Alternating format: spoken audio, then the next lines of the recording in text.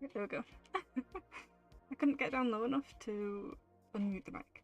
It kept like skipping past it or going straight back up to the top again. So I'm like scrolling up and down. Well, hello. This is the first for you knitting stream.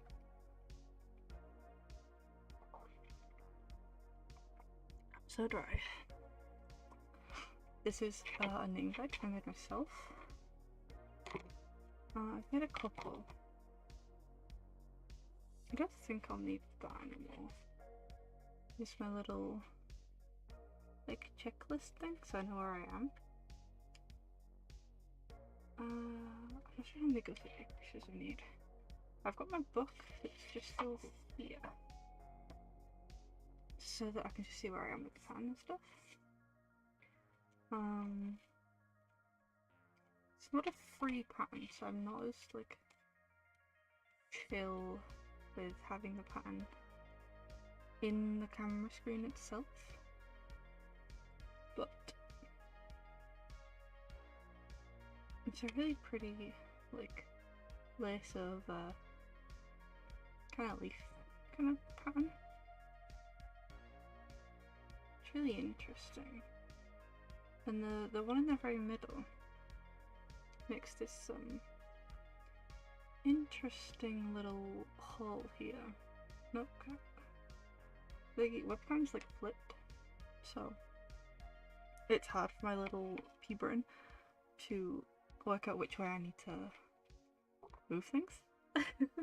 I'm already directionally challenged, so it's like flipping it instead of doing what I think it's gonna do, which is fine. I'm just gonna pop that out of the way.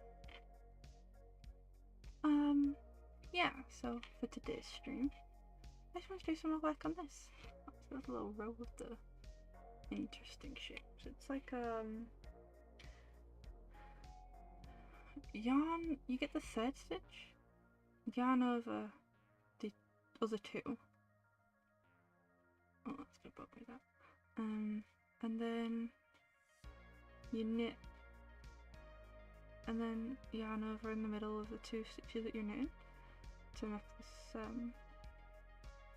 interesting little hole. And it's the first time I've ever done that, so that was cool.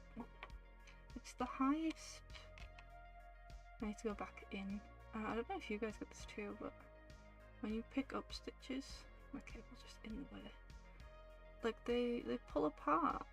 I always seem to get it on one side of the sock, because this side is tighter, like the top's still not great, but it's like a tighter pickup instead of the really big gaps I've got here. Sorry, the webcam's not exactly the best quality. But yeah, so that's kind of what we're vibing with. I hope I can check how long things are, but since this pattern's like entirely charted out, I don't think you really... Right, I'm gonna gusset, so I think I'm doing the last couple. Gusset, work, change grace rounds every other while working the instep on sharp 3. 66 stitches remain. I'm not sure how many I have. I didn't leave myself a little note to say how many times to do it. So that's, you know, thanks past me. Very cool, very nice. I love this colour though. It's the sun-kissed sheep G's, sheep jazz, shibby-jibbish. I don't know. I can grab the one I'm not like. Yeah, this one. It's like sheep G's, like heebie-jeebies kind of thing. In sun-kissed, it's a cotton type, so it's an interesting texture. I made my, well, I called them like light academia socks because gave me school vibes with the lace pattern. It's gonna count these, so I know how many more decreases to do. That's a little mic light in the way. 2, 4, 6, 8, 10, 12, 14, 16, 18, 20, 22, 24, 26, 28. That's what struggles.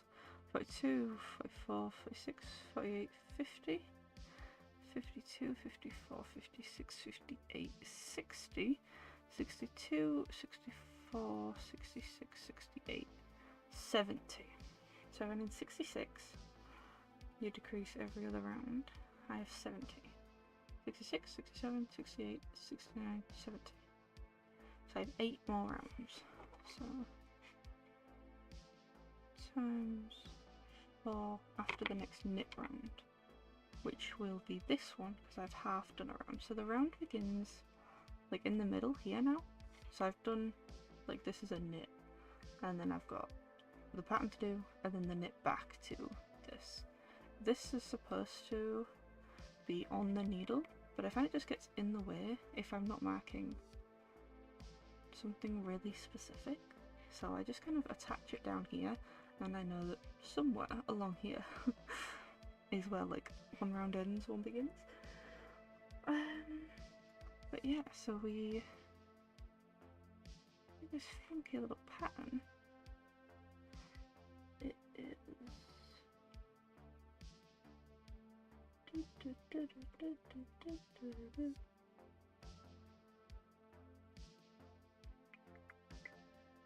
I just want to check that it's 2 normal knits, because some that ends up making an extra. You know, at times I've like accidentally increased a stitch because it's gone like over here, and then it looks like a stitch enough to me. It's a knit, 2, purl 2, and then the pattern begins.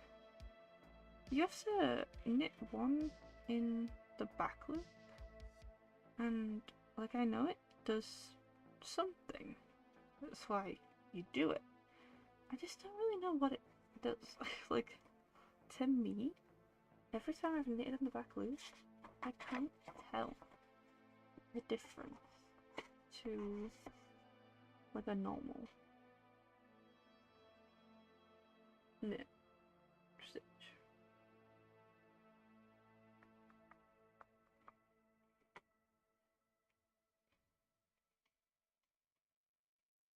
What have we got here?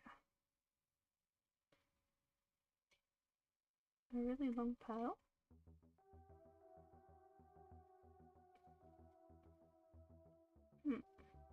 No, that's a yeah, do yarn over. So I think I'm on something.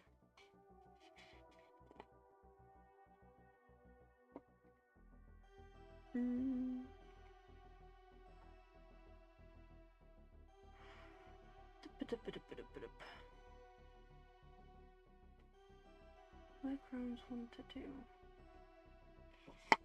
I didn't think to be very intelligent and like mark where I was on the pattern, but I think I've only just done the first.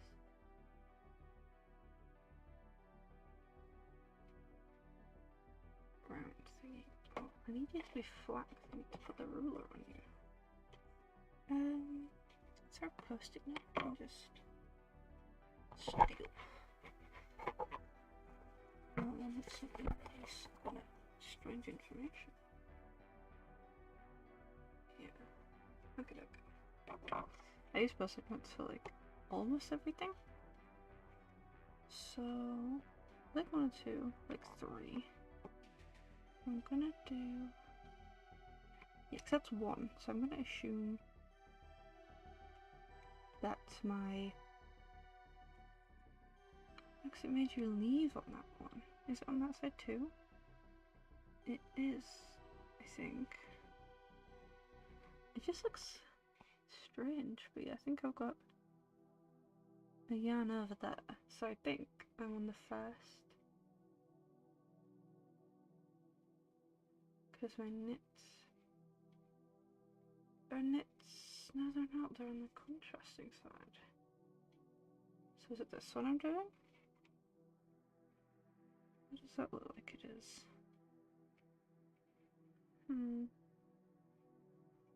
Does it look like there's 2 stitches from the last? Yeah, it does, yes. I think I'm actually on chart 3, or like row 3 of chart 3. Arm. So I'm gonna do, because I try and keep it like straight split down the middle, but leg 4. So I'm pretty sure this is gonna be my bed.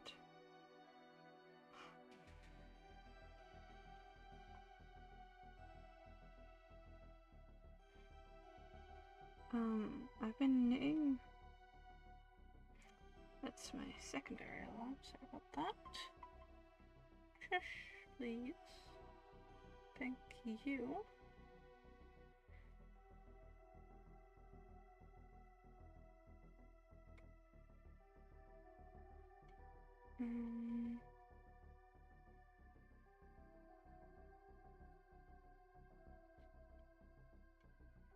Sorry, 1 second.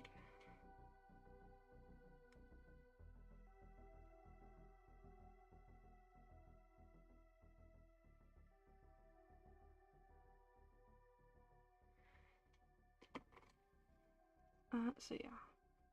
What was his name? No idea.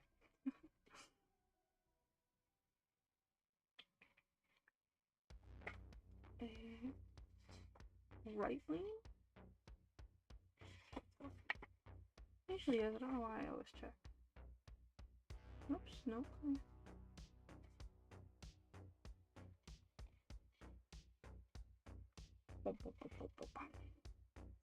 This is the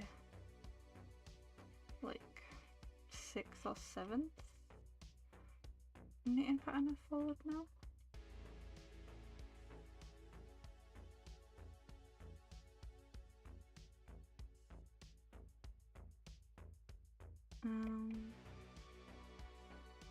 It's been interesting. There's some things, the way this one's worded, that don't quite make sense to me. 3 and 4. But I think it's just because of how things have been worded in other patterns that I've used, have maybe just been written more by someone, I think it's one of like, maybe they also think like me, so they write in a way that makes sense to me, whereas maybe this person thinks differently. I would tell you who the pattern's by, but it's on the different page, which is extraordinarily useful. Yeah, knit one off. This colour is really pretty though, and the actual kind of quality of the cotton is really nice. It's really smooth. Sometimes it feels too smooth though, and it feels kind of like I'm playing with oil, which is an interesting texture. Oh, I appear to have been wrong. We appear to be on an all knit row, because that's a yarn over. Back we go, because I don't want to mess up the pattern with incorrect, you know? I'm not sure how you yarn over 3. Well, 2 I guess. I have been enjoying knitting though. I have some more socks that I want to do. Because then we put that back. This, and then we have to put you back. Or do we? Because that stitch will, no, it won't be the same because it's not at the same point. Dang it. On you go. And then just kind of, yeah. Well, it's undoing better than I thought it would. That's good. I seem to always make a mistake with these patterns. On my other cotton socks, it was just the pattern didn't make sense. I'm not sure how a yarn over on one side of the pattern is more of a yarn over than the other, but I can't say I really noticed it here. I did think it was a little wide though, I guess. Oh, this is the caretaker, isn't it? Right. Do I trust that I'm going to be able to pick up both of these stitches? No. Pull that out. And then, yeah, that was the beginning of that. So we can now just go under there one. And then one and two. Nope. And that's fixed. Fixed the pattern right now has made quite a large gap, so I just need to make sure I pulled it in quite tight. Oops. Just because the stitch itself's now been stretched, so it's made quite a large kind of gap. But I think that's gonna fix itself out with wearing. So that's fine. Yeah, so I did explain all this in the now gone knitting video, because I didn't realise that my webcam that came in a kit with a microphone also recorded audio. I didn't think that that is something that people would want them to do, because, you know, especially not when it came in a kit with something else that could record audio. I kind of just figured it would be like a one thing to it. But yeah, so the audio ended up being double layered, and it was really just a mess. So I didn't get to. What are you doing? There we go. I didn't get to keep that one up just because it wasn't like bad, it was absolutely dreadful. So yeah, that had to go. I think, I'm not sure if I've deleted it or if I just prioritized it, because there's not really much I can learn from it.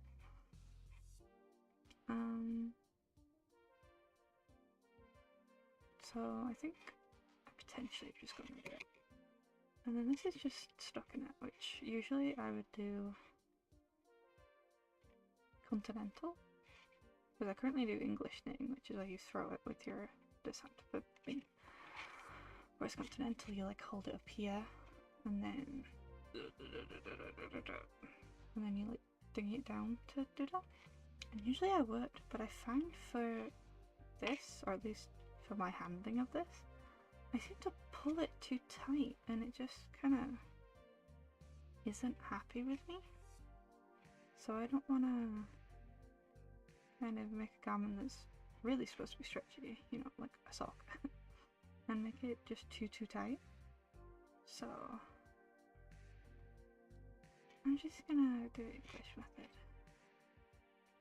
Sometimes I'll use continental if I have been knitting too much and like my arms hurt, because they really hurt sometimes. But I do knit for like 8 hours minimum. If I'm like really focused, or if I have a job that's for someone. I don't take knitting commissions because that just sounds like a bit of a nightmare.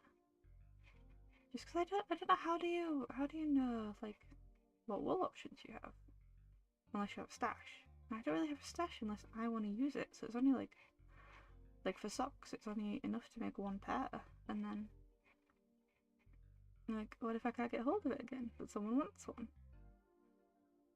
Because I am actually only on 2, I am not going to mark off on the leg, but I am going to mark off on the gusset that I've done another one. So now it's just a ×4 decrease. So now I'm going to do a decrease row.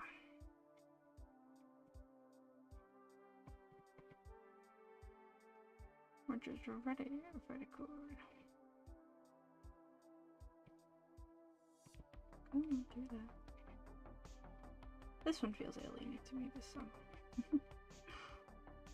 But yeah, so I've been knitting for... I started in September 2022, so it's been over a year now. And it's been interesting. I picked it up quicker than I thought I would.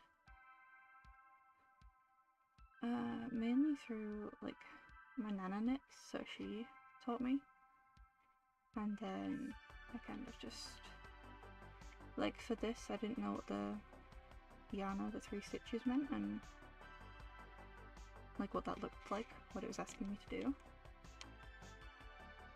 So I just gotta go on YouTube. There's always a YouTube video for everything you need.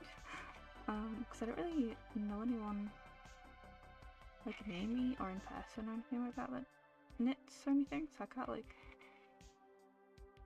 hey knit friend, how do I, what mean? Huh?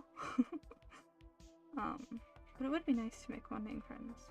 I watch a lot of like knitting podcast kind of people where they sit down for like an hour, 2 hours and talk through their projects, things I want to make, things they're gonna make, any like new like usually hand dyed yarn that they want to get. Oh, I'm just doing this for year 3 and then, oh no, I keep making like knots as I like pass through. It's getting all tangly. Right, so it's not a yarn over, it's a K-talk. Come here. There we go. Sometimes like I've seen a couple talk about, am I doing this wrong? That's the yarn over. That's the knit for the yarn over. Maybe I should have gone in front of it. That sounds like it would have been a little bit more conducive. Because that hole is supposed to be on the knit. But I've done the pattern and I've done 3, so it's gotta be right, I guess. And 4 of these come here. I've seen like the new trend is the like re-patterned out granny squares. I've seen that is kind of the hot topic, which I don't know, to me I would worry that my tension's not right and then it would like mess it up completely. I think it's kind of interesting to see how people, like some comments I've seen are like, well, I don't use granny squares, so I can't buy this. And it's like, you can, if you like the colour, just make something that you want to make out of it. Like, there's no rule, you know? And like, when I see things that are like perfect for shawls or like sock wool, you know, it's called sock wool, but people make jumpers out of it, shawls, cardigans, like you can just make anything with anything really. That's the kind of refreshing point of craft. You don't have to, there's not a lot of rules when you just want to create something, you know? It's really interesting to see people be like, well, I don't make this, so I can't buy this. And it's like, well, sure, you don't have to, you don't want it, like, you know, I'm not saying you have to, but it's interesting that how the marketing, because it's been marketed as like the like coloured out granny squares, so like the middle's one colour, then the outer ring, then the outer ring, then the outer ring, so it's all different colours. I would show you a granny square, but I don't have any on me. It was like the first crochet thing I managed to make.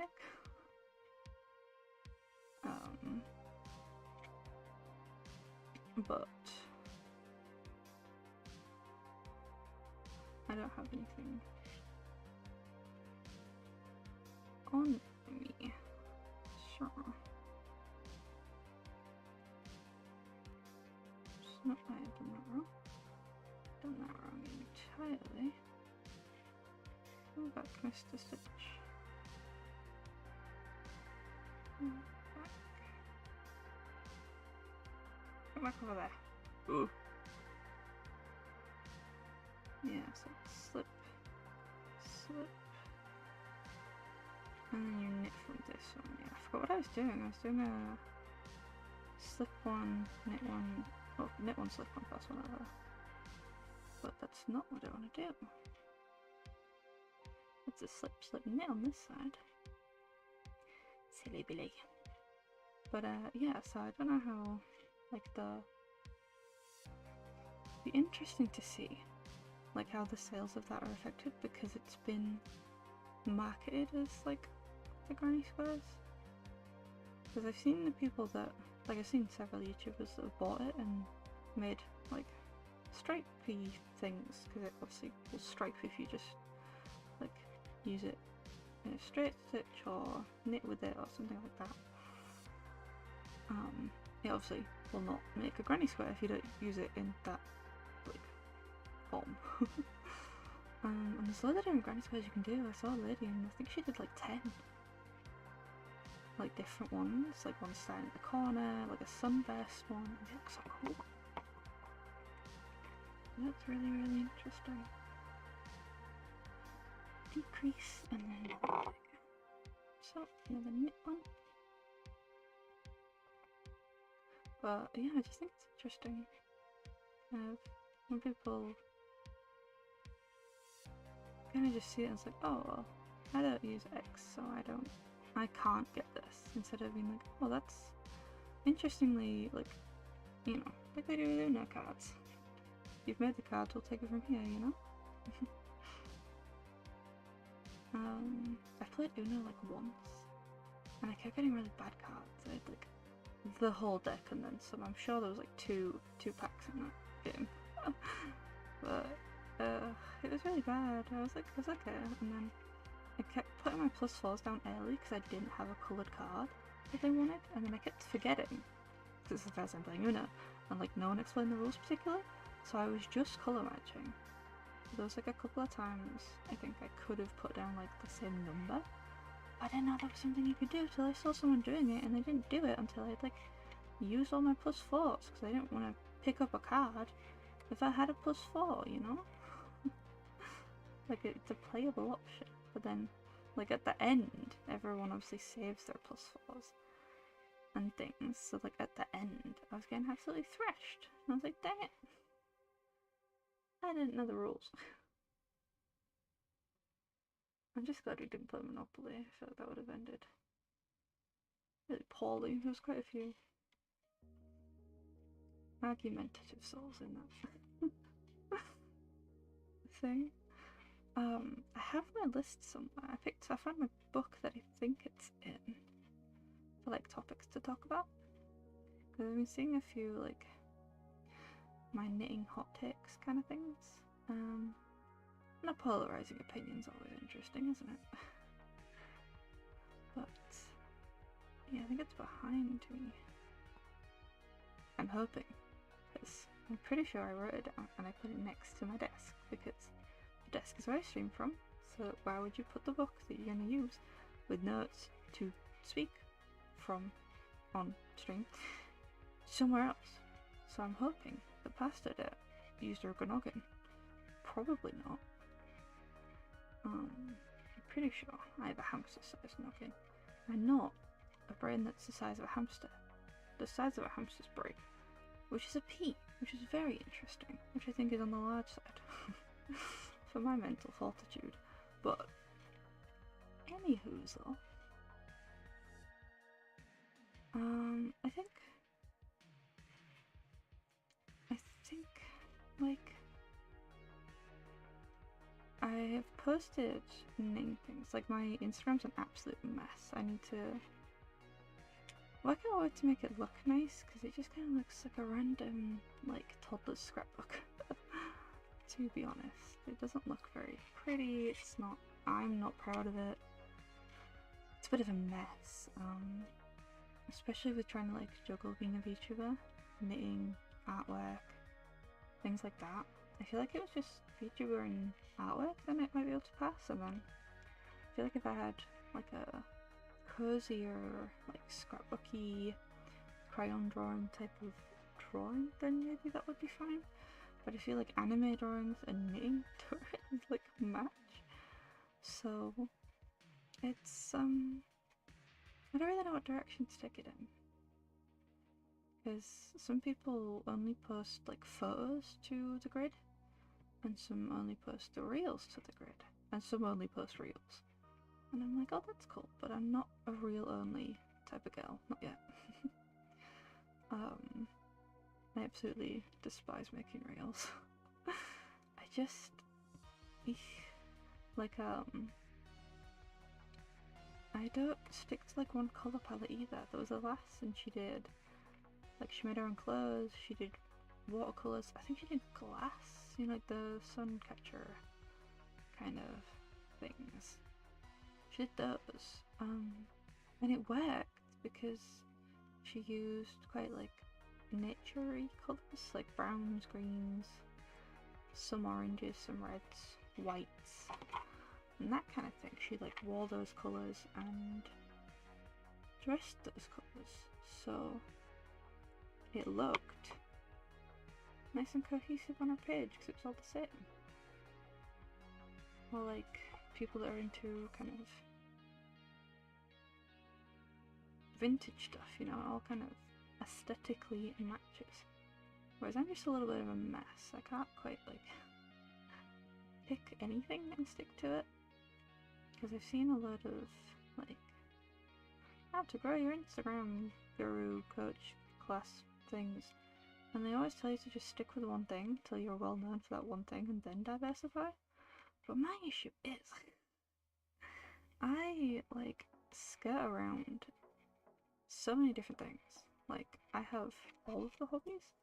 I want to post a like a little self-introduction type of thing. I would join that trend, the song type one that a lot of YouTubers do. But I've never seen that done with a PNG model, and I don't know how like interesting it's gonna look in compared to what people do with their live 2D ones. So I kind of just want to do it a little bit slower too.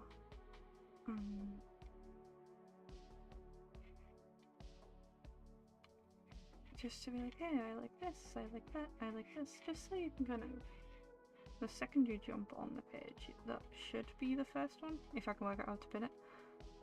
You know, like the channel trailer thing. I want to put it there, I think.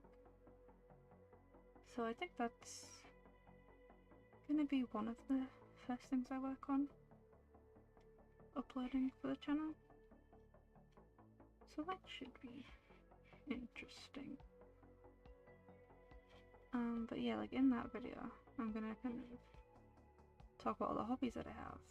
Because I have quite the couple.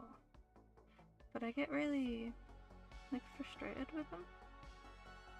Like we're doing one thing, you know? I can't like stick around and only do one thing. I worry. Like if it was knitting, this is the second time I've picked up this sock all month. So I wouldn't have any knitting content because I just haven't been like in the time to just work on this. I'm sure you can hear the digger in the background. He's always really loud. They're building something and they're just dumping the soil on the road. It's really fun to walk through, you know. Totally my absolute favourite thing when I need to go shopping. But yeah, it's kind of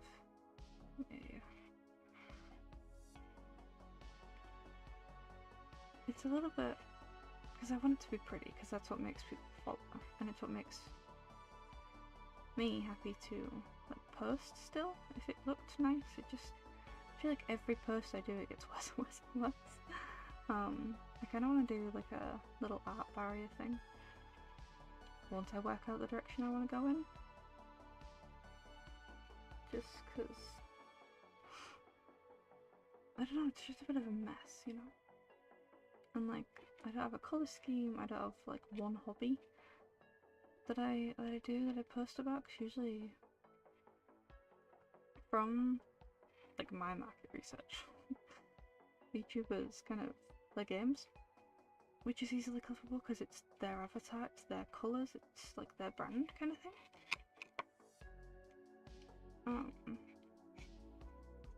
But I just do like everything, you know? Like I'm just doing absolutely. What did I just do? What did I do on this side? Am I on a decrease? Yeah. Sorry, big yawn. I'm kind of sleepy. I didn't get to bed till like super late. I was like staring at the ceiling, you know? I just couldn't get off.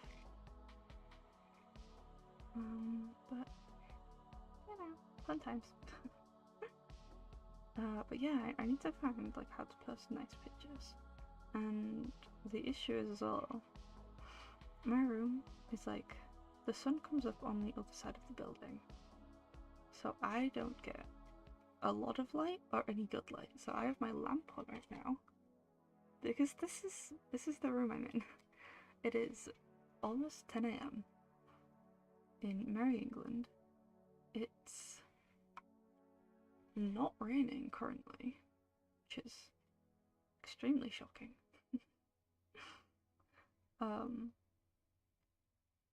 And that's my light. So it's kind of really naff. It's not very good for pictures, so the pictures end up really grainy. They end up obviously really dull and things like that. So it's like I need to make more of an effort to go on like the other side of the building to the decrease row. I'm not sure why I put them knit and decrease. If I'm doing it decrease and knit, but you know, bastard, it just really wanted to mess around with me. My little noggin, excuse the mess. What have I just done? 5, so I'm on 6 now. My ugly mouse. But stick that there. Cover the ugly. Oops.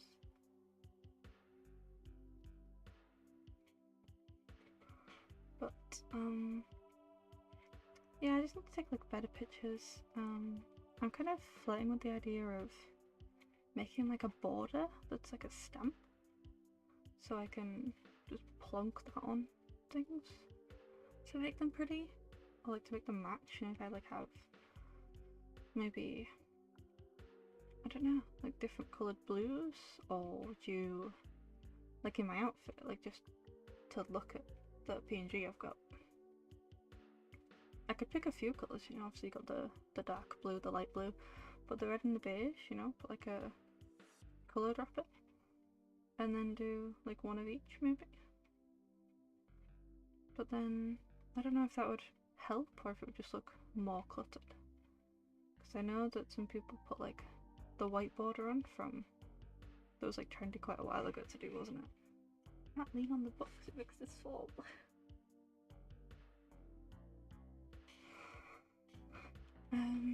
So yeah, I'm just kind of a little bit like, it needs to improve, I just don't know what and how.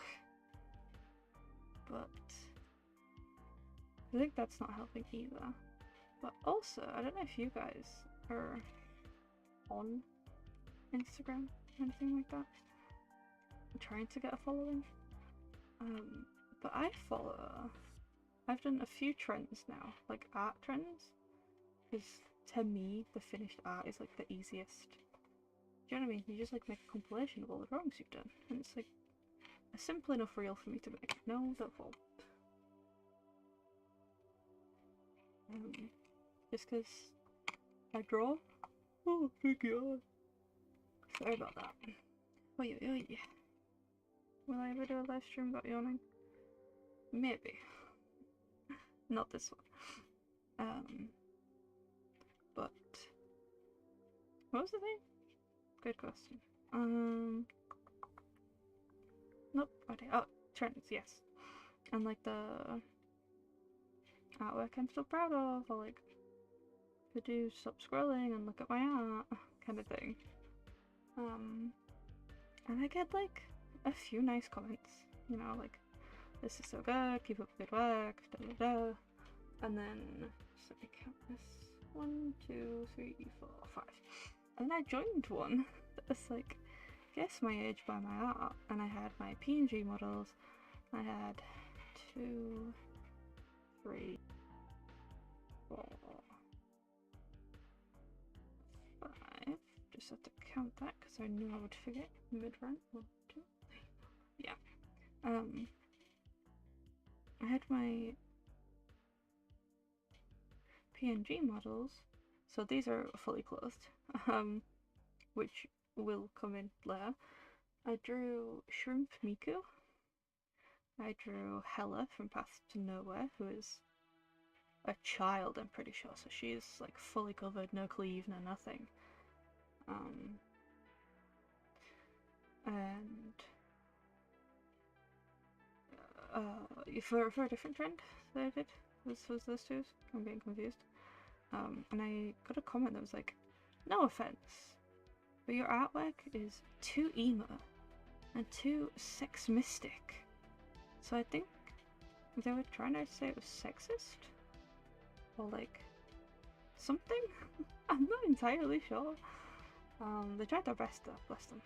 English, I assume, was not their language. They had, because I'm like super small, 2, 3, 4, 5.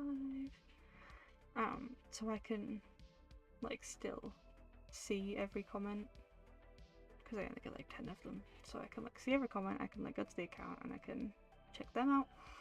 I had a few like artists on this reel, this like sex mystic reel, be like, oh my god, that's so cute, you're drawing so good, and that kind of vibe, which is, you know, I feel like it's just pleasantries though. I don't feel like anyone's like, oh my god, it's great, because I myself just see obviously all the faults with it because I drew it, but I just feel like I'm 23. Fun story. I'm 23. And I guess my age by my art reel, I got so many comments being like 12, 11. If you're any older than 10, you should be embarrassed. 10, 12. And I'm like, no, not 12. Like, I know the comments can kind of be like trolly, but there was other artists that were commenting that were also like children. And I'm like, you think I'm one of you? Because of how I draw? No. And then like literally 2 reels or so after mine, one came up. She drew so nice. It was such good artwork. And she had comments that were like 19, 20, like early 20s.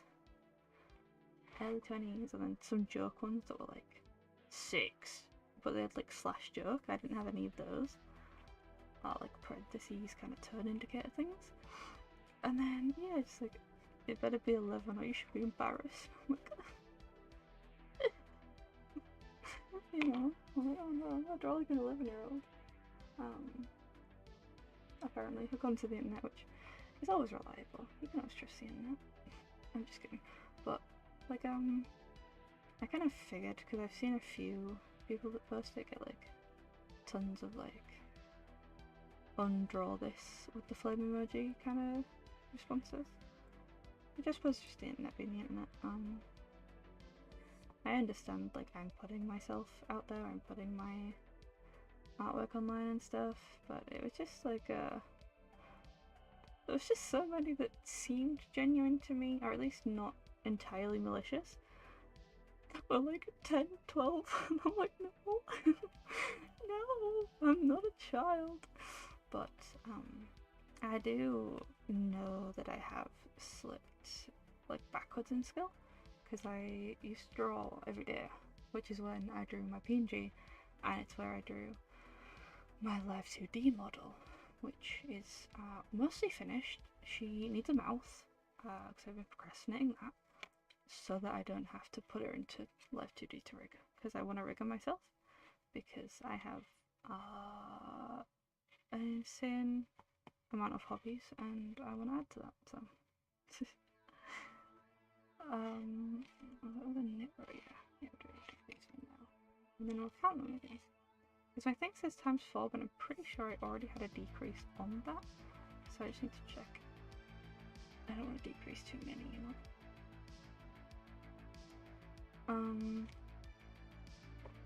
But yeah, so like I know I need to practice, and I'm trying to be more proactive. I'm thinking that I draw half an hour every day.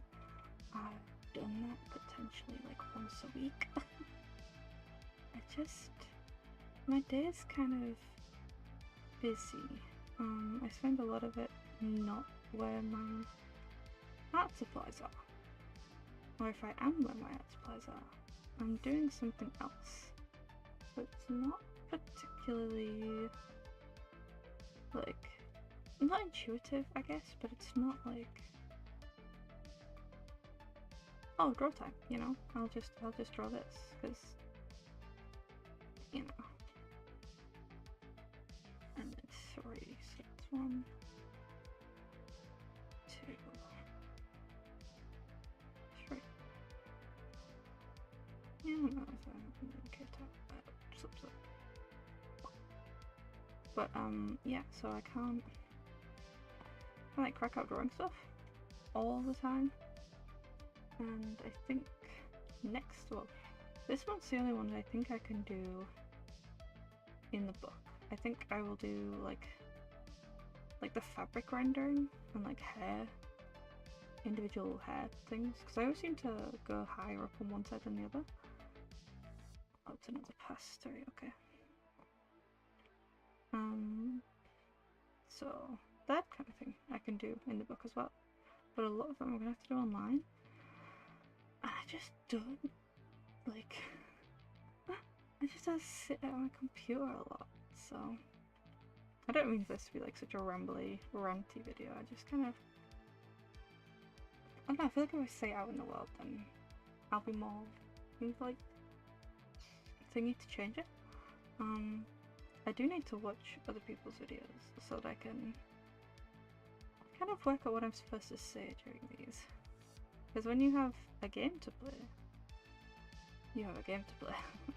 You know, it's kind of hard to talk when you have game speaking, especially like Spirit Fair for me now, it's not voiced, so you can like read all the lines.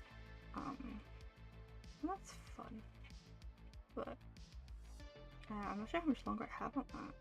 I really want Daria though, she's a bat, which biased obviously, but and as well, I don't have, it's gonna sound really strange, I don't have any headphones, aside from the ones I used to stream, which are really bulky, have a microphone on them, and they're just kind of, I live with my like parents and grandparents because they're getting old, so you know, just context. I do like a lot of the cooking and things, and usually in the house we lived in before this one, I would have my headphones on because I would be in the kitchen on my own. But now there's like 2 or 3 other people in the kitchen, and they always talk to me, so I feel really ignorant if I have my headphones in. Obviously, you know, I don't want to be rude. And not like talk to them and things, so I feel bad, you know, so I don't put my headphones on. And then people are like, oh, connecting streams, but the issue is when people are live is when I'm kind of doing things, so I don't have my headphones on and I can't listen to the streams, and I feel really bad because I like a lot of people and I want to be in their chat, I want to be able to like be live with them, you know, like that's the point of doing a live stream, you know. I mean, obviously it's like fine to watch the VOD because that's, you know, if you miss it for time zones and things, but someone's pop creator, then that's kind of what you have to do, and it's what I've kind of had to do. I wish I could kind of have my headphones on a little bit more, or like, because like that's, I think, a good way to network is like showing up in their streams, so you're not like I'm gonna creep in their DMs, and I say that because I was an absolute creep in a couple of people's DMs.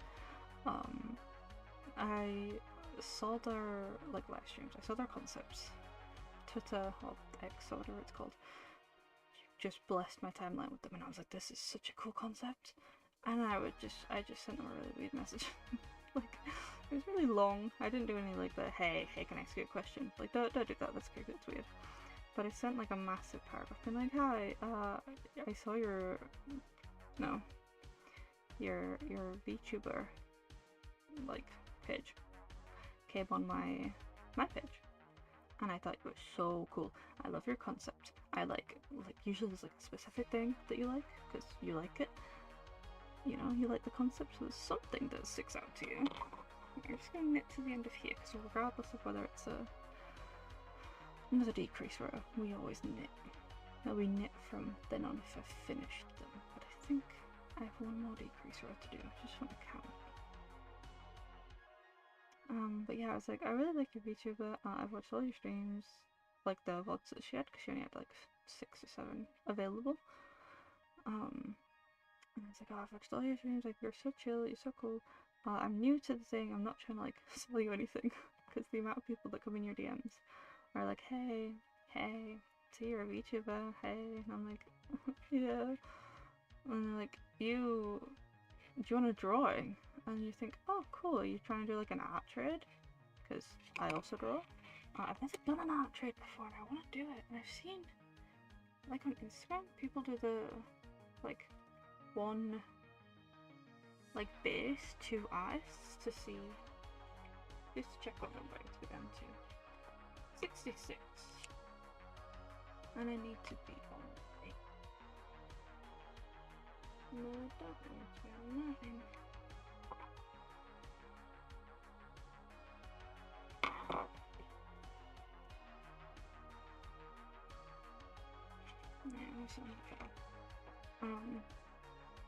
I get full of those, so I was like, I'm not trying to sell you anything, I'm not trying to like trying to be a weirdo, I really like your model, it's so cool, it's so interesting. Thankfully everyone I've done that to has been like, oh my god, cool, hi, and not like, what the hell. So that's interesting, that's fun, but yeah, I feel like being in the streams is like an easier way to kind of vibe with them, because you can kind of like talk with them and not feel like a kid, I guess. Oh god. Hole's massive, so I think potentially when I'm patching up the picked up edge, I might just drag a little bit more of the extra and just kind of seal that up a little bit if it doesn't seal itself up when I put it on my foot. Because whoopsie, that's not meant to look like that. Right, I'm just gonna count them. 2, 4, 6, 8, 10, 12, 14, 16, 18, 20, 22, 24, 26, 28, 30, 32, 33, 34, 36, 38, 40, 42, 44, 46, 48, 50, 52, 54, 56, 58, 60, 62, 64. Whoops. I need 66 and I have 64. Right, bro. I'm just gonna increase. I think I'm gonna. How do I go back? This one, right? And then you knit from that one to the, yeah. And then I'm gonna pick this off here. Just gonna do a cheeky little yarn over and then make that back to, whoops. And then I'll increase on the other side as well. Well, that's fun, so now we can just knit without decrease row. Oh, dang it, knocks this in. What was I on? Yeah. Whoops. Funny me, maybe. Also very possible I can't math. 2 stitches are gonna kill anyone though. 1, 2, it'll just be extra for the toe decrease, which is the last and only step after this, so it's not going to make like a massive difference to numbers and stuff, because it's on the back as well, because you don't decrease off the front because the front's the pattern. It's not going to be noticeable at all. It's an interesting rib. It's like 2, then a 3, then a 2, then a... It's interesting. I've never done a back that's like thingy like that. And I'm not sure if the pattern's trying to tell me to do this rib on the bottom as well. I haven't been, because I don't think... I might zoom out. I don't think that's what it's telling me, but it could be trying to tell me that. I'm just a bit dense. My nails kind of like they match. They're like a petrol green colour. I would attempt to show you, but the camera's just not gonna focus. Right, what are we doing? Knit 1. That's obviously a petal. But yeah, I do. I want to try and like network more with people, because there's so many people. I'm like, you're amazing. Like, that was a yarn over. Am I on 8 now? Yeah, it's another yarn over. Yeah, I'm on 8. Why did I think I was on 9? I'm just gonna keep an eye on this. Yeah, because that's another yarn over. Well, I don't know what I'm doing. Okay, so I'm just knitting this one then. Interesting. Yeah, it's another yarn over here. Just a knit row, and then 2 pearl. Interesting. But yeah, I want to be able to network more with people, because there's some really cool people. And I think, like, ultimately, yeah, it is this one. Yeah, I've got the slip 3 doodah thing to stitch up on. I think, like, it would be very cool to, like, get on board with them, potentially collab in the future. But I just think people are just so cool, you know? Like, that digger thing is so loud. I'm not sure if it picks up. I'm not sure what this is picking up. I'm not sure I can pick up my needles. They're not super loud, these ones. My bigger ones are. I've been making a... It's called the Poet's Vest, out of some extra yarn I had. And I absolutely do not have enough. But it's scrap. It's like the last of the ball thing that I have. So I wanted to use it for something, because I don't want it to just be sat there chilling. But I really don't have enough to make like anything wearable with it. So I decided to make like a cropped vest thing. And I had hoped that what I took off the bottom would be like enough to kind of... Yeah.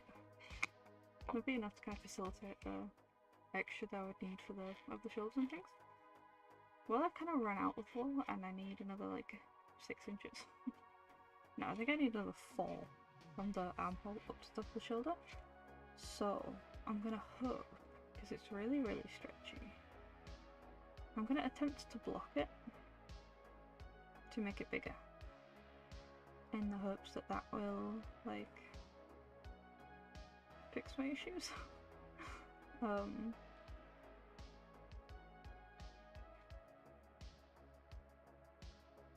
Just because I think it will. I've like stretched it, and I can stretch it to fit me, like still on the needles. So I'm hoping I can block it, and then it will fit me, because it's kind of just too short. But it's been interesting. If it doesn't fit, then I will like frog it and probably see if there's like a hat or a bag pattern potentially. So I'm not really a hat wearer, and I don't know anyone that is. But you know, I feel like it'll be... I feel like I'll probably make like 2 hats out of it.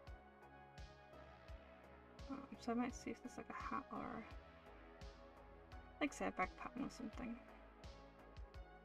Right, so 8's already been marked off, hasn't it? So it's really... yeah, 8's been marked off, so now we don't need to do a decrease on the edges, it's just knit all the time, but you do need to keep track of obviously the charter that you're doing.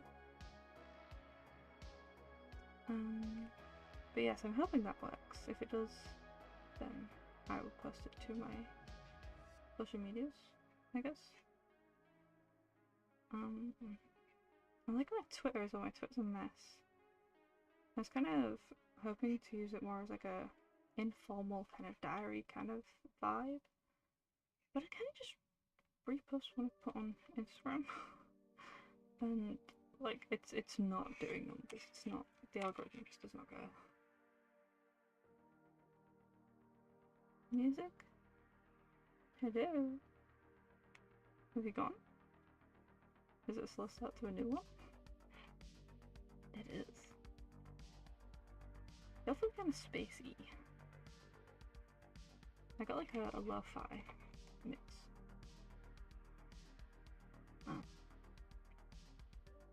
But yeah, time for the Wi-Fi to. I think we're back. The Wi-Fi just dipped out. Very sorry for that. It's usually fine, but we've been having like storms. You like my washi tape? It's really cute, isn't it?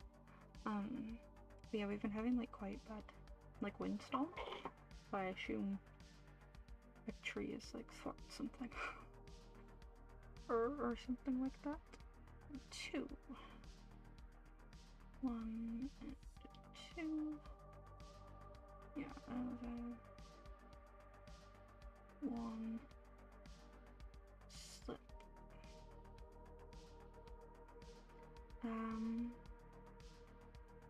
But yeah.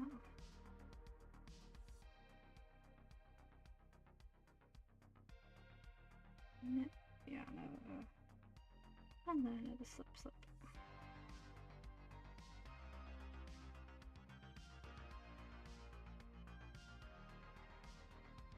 I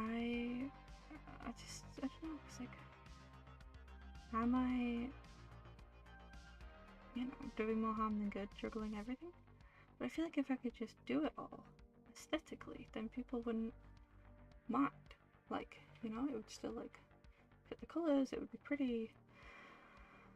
Because as someone who does a lot of, like, the iconic retro iconography, so, like, the flowers, the checkered print that's kind of, like, wavy, things like that.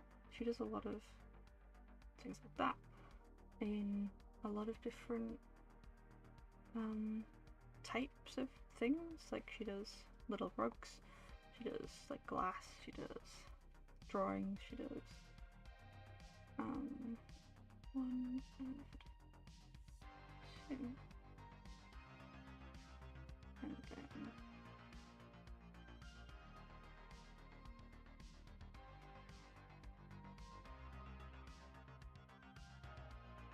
then she does like a lot of different mediums, but it's the same kind of colour scheme and the same general iconography. So I don't know if that is kind of something I should like model my social media after, take inspiration from, that kind of vibe. But yeah, I'm not trying to make this like a ranty like boo-hoo. My Instagram picture doesn't get more than 2 likes. It's just kind of like a little ramble, isn't it? Let's hope ramble. Rambly ramble. So we've got like our pattern thing starting. I think I'm gonna need to fix that. Did I drop something? Is that the issue? Oh, I did. I dropped a stitch. So that's why you're doing that. Did I? How could I have dropped a stitch?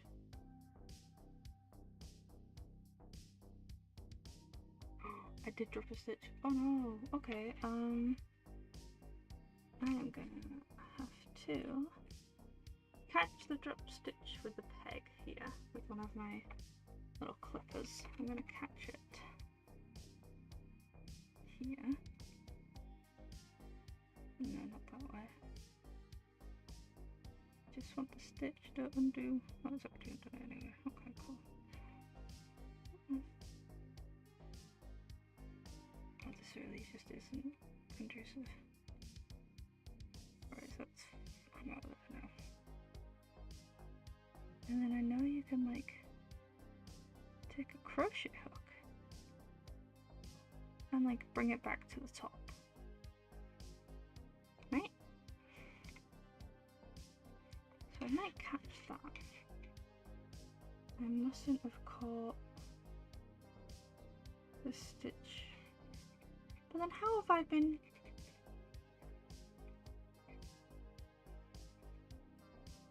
going along with one stitch down?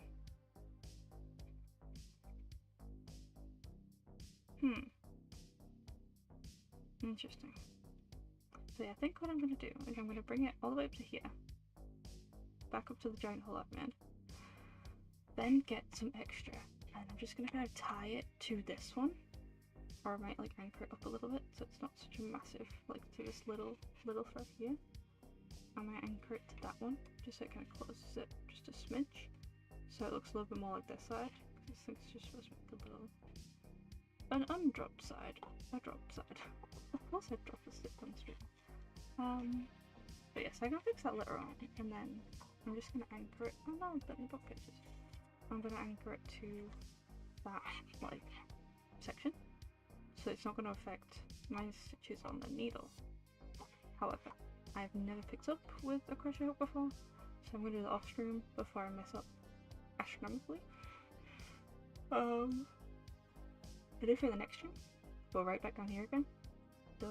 Don't say anything, okay? Not a word. Not a word.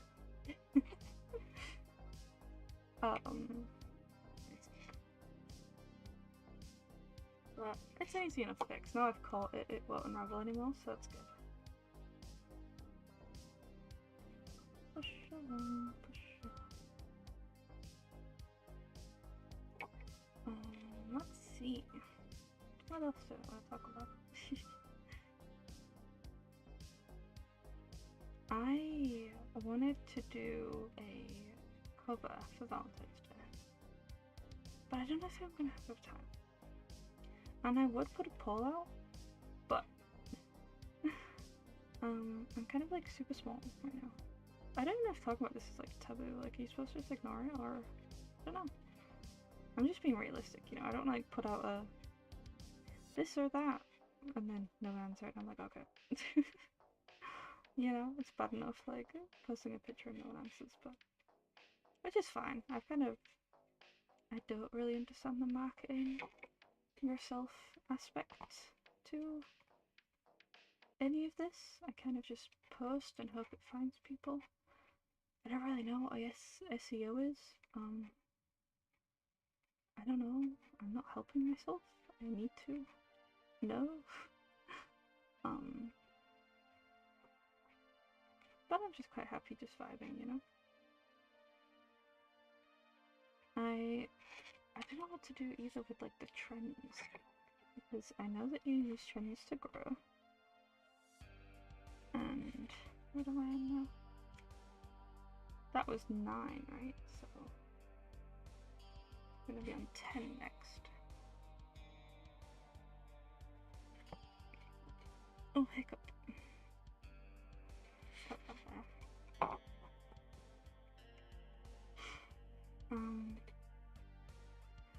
But yeah.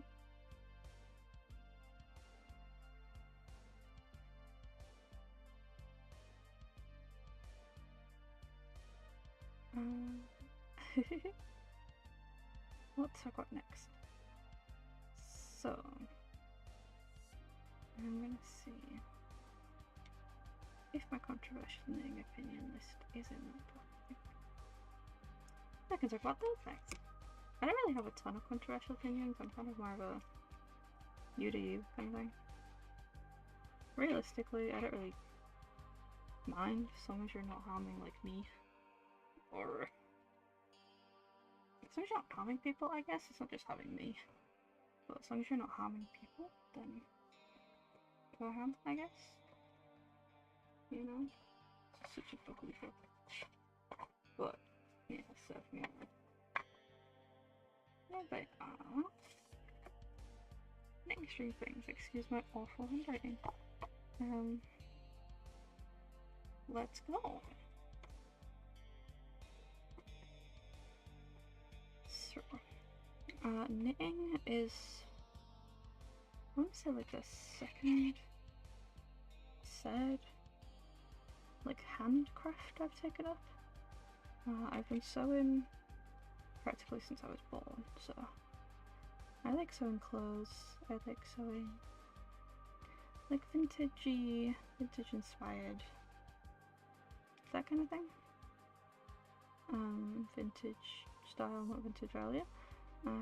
I do not wish to be a housewife with no rights, which is a surprisingly controversial statement apparently, depending on what sector of the internet your post ends up in. But yeah, I find something really elegant about the style, and I feel like for my proportions, it makes me look nicer than like normal trousers and things make me look. I'm quite a short-waisted person, so I just find that it gives me just a nicer look, I suppose, you know? But yeah, so I've been kind of working on some of those. You can kind of, if I move my arm, you can kind of see my sewing plan book. It's just so embarrassing. But it's a little book I have, and it has all my sewing plans in it, I suppose. A lot of them are vintage, either based on things I've seen in like a Sears magazine, or things I've seen on like vintage sellers' Instagram pages and things. Because for me, I'm not a 36 waist, so I can very rarely actually buy true vintage. And I'm also like a tornado, like a hurricane in a person. Like I would feel so bad if I like snagged this, like even a 1990s dress. Like it's not super old, but I would feel so bad if I snagged it on something or like spilt something. Whereas when it's my own clothes, I don't know, I feel like I treat them like more robustly. I'm like, oh, it's fine, I can like wrestle in the mud, it's fine, my dress will be fine. Just because, I don't know, I feel like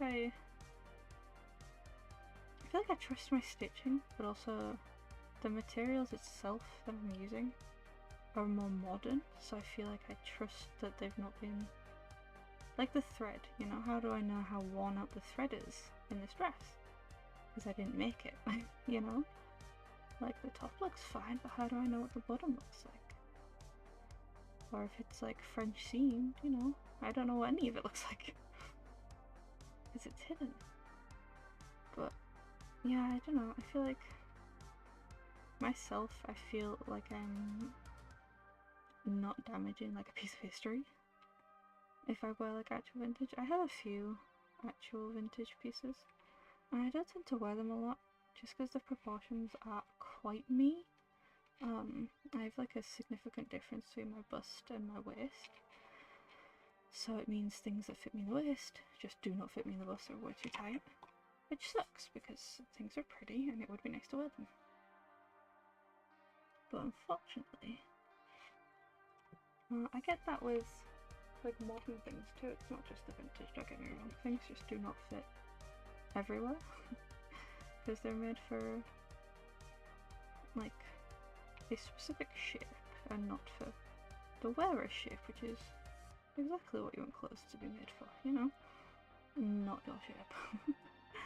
But yeah, I have like a short torso too, so I have a few dresses I've had to like take the top off the skirt and re-put the skirt on, or like lump off like an inch. One dress I had to take off 2 inches.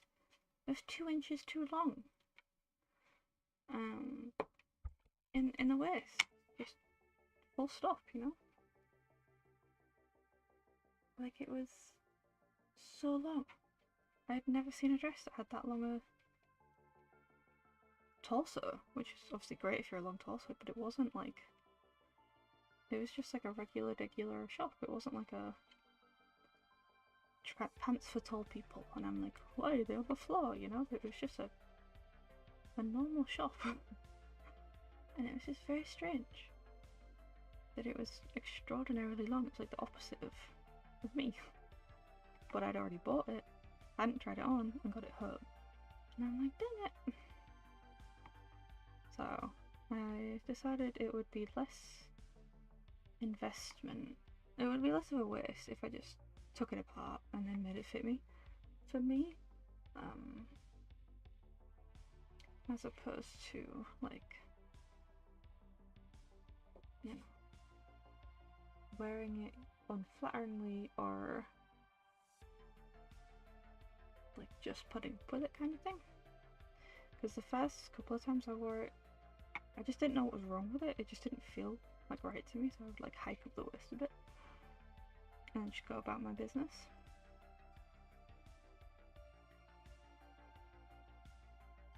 Yeah. And that was fine. I could just like fold over the top, but like at the waist, I just like folded over like a good chunk. You know, it was like a good chunk, you know. But then that meant I had to wear a belt, and if I didn't want to wear a belt, you could see I had this like ridge of dress just at my waist. And it was just very like, huh, what a strange idealistic proportion this has been made for. Because I usually have issues with things being too long-waisted for me, but that was like something else. You know? It was just absolutely something else. So yeah, I edited it, and now I can wear it a lot well. I've been wearing it recently because it's like a summer dress. It's quite a thin, light fabric, so it's not very appropriate for the weather we've been having. And with how windy it is, I wouldn't want to just toddle to the shops in like a circle skirt kind of thing. Because I really like flowy skirts. But yeah, anyway, that's my tea. I have an extremely short torso, and I happen to buy a really long torso dress. But yeah, so I've been making clothes and things for like years now at this point. Like I said before, I'm 23. Go in the stitch. Did not want to go in that second loop. I have been in for as long as I can remember. I went to college to do fashion. Really boring. I went to do... Are you a stitch, or am I gonna regret chucking you off this thing? I think you're a stitch, right? What have I just called you? Did it not catch properly? I don't think it did it? Yeah, no it didn't. You were supposed to go with that one, but it didn't. It didn't do it. Well, that's irritating. There we go.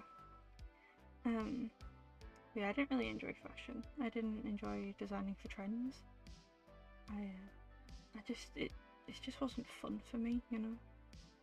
And the kind of really vague, it felt really vague and really like artsy to me in the most professional sounding way. Like, how am I supposed to do?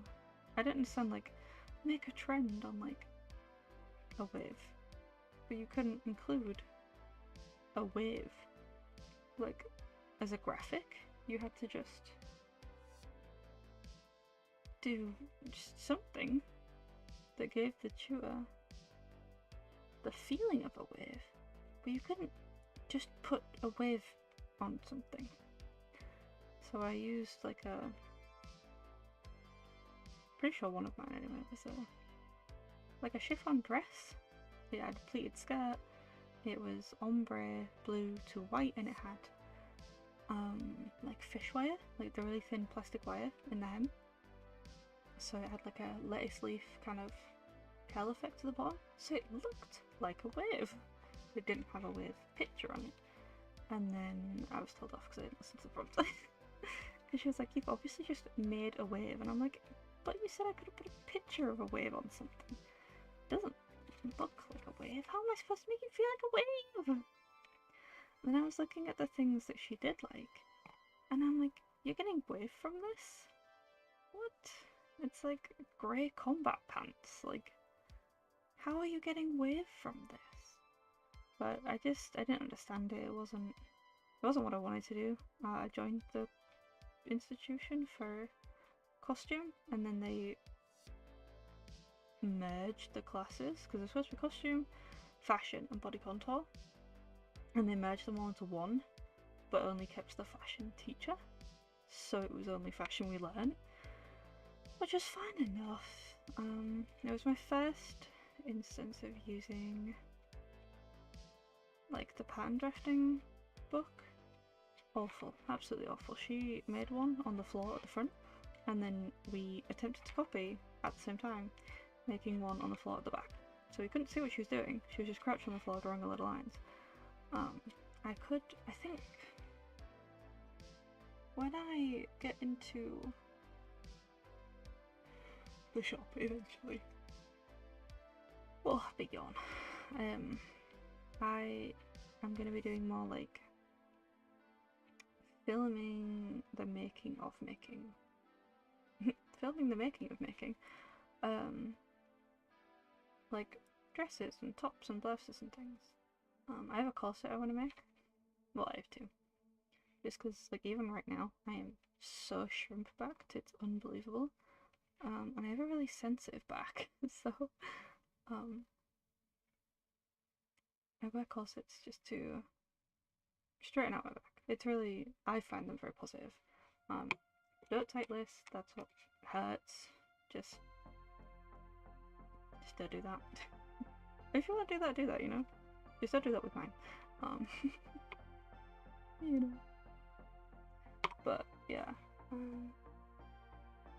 I have that I want to make. I have a few stays that I want to make. I know the stays trend is somewhat dying down now. Same with cottagecore. I thought that would be around for a lot longer. I think it still is, and it's like,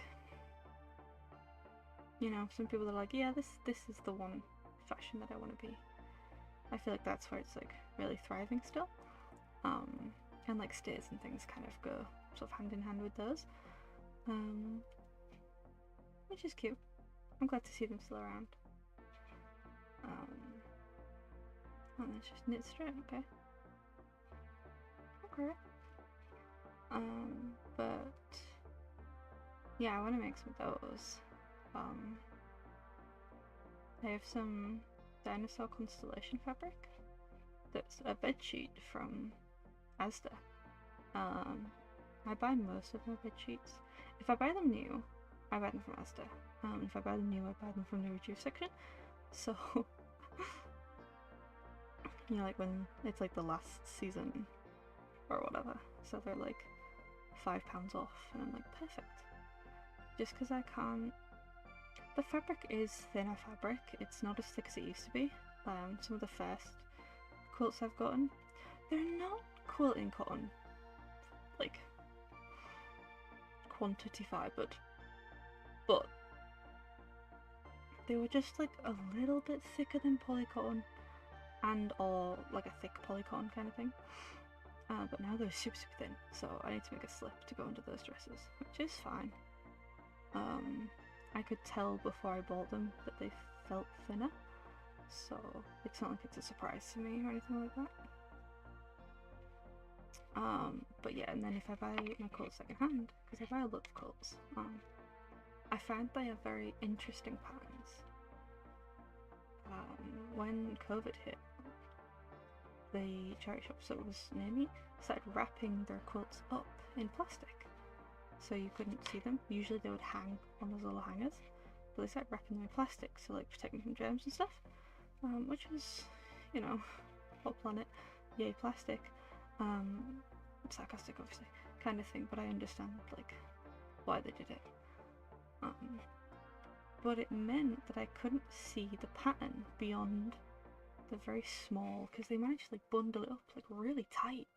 There'd be like king quilts and pillowcases, you know, a king quilt, 2 pillowcases, and it would take up like this much space.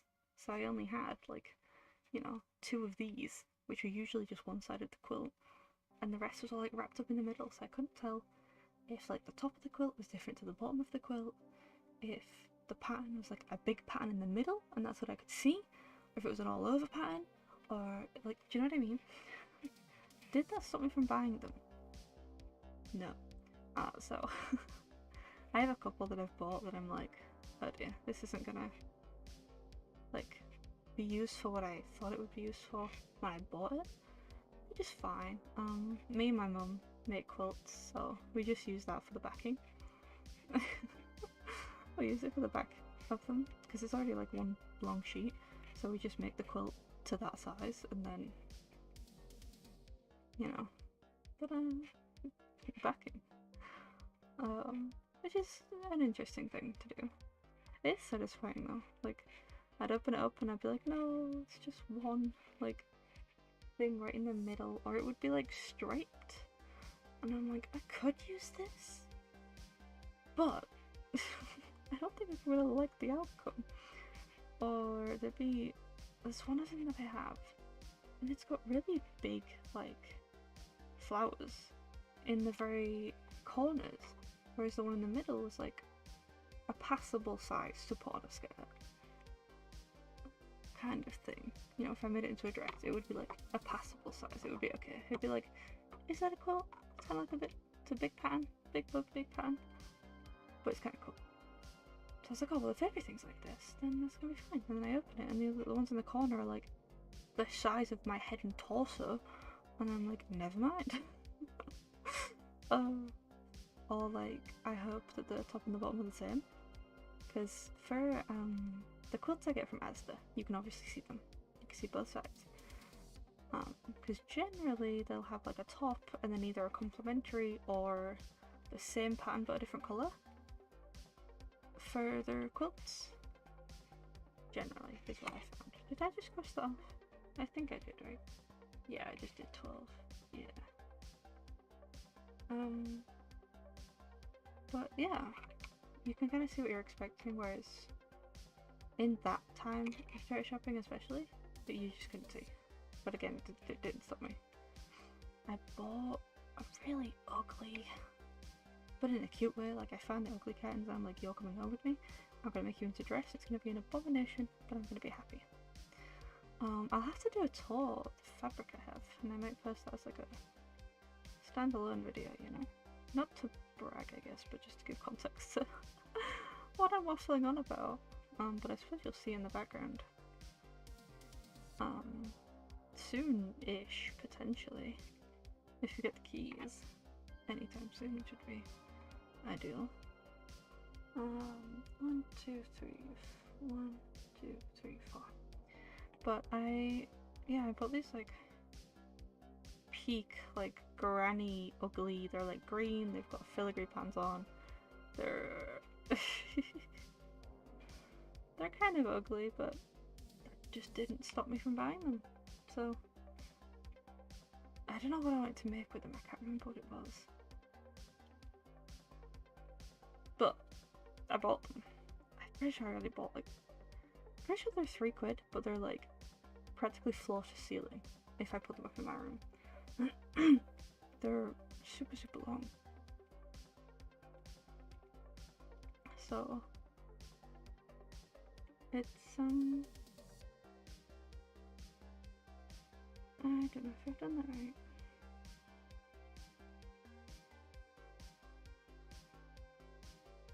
Yeah, I think I have. Which was this way? But yeah, they're like absolutely huge, but now I don't really know what to do with them. And then I had bought like so many fabrics that I had to tell myself like, no more buying fabrics unless you absolutely know like specifically what you're going to do with them. Because I would just buy things because I thought the pattern was cute, but I don't have like an idea or like I don't really think it would suit me because I have quite green undertones, so I should have stayed away from things that are like pink and red because they just make me look like Fiona from Shrek. It's not a fun time. Did I stay away from pinks and reds? No. Was I also in my pink is ugly because I'm not a girly girl phase? Yes. Did I still buy, like, over half my stash has got some form of pink in it? Also yes. Honestly, I'm like out of that stage now. I know that like liking pink doesn't make you anything more or less than not liking pink. I have got though, what I am quite looking forward to using is this strawberry fabric. I've got it in blue and I've got it in pink as it was on sale and it was so nice.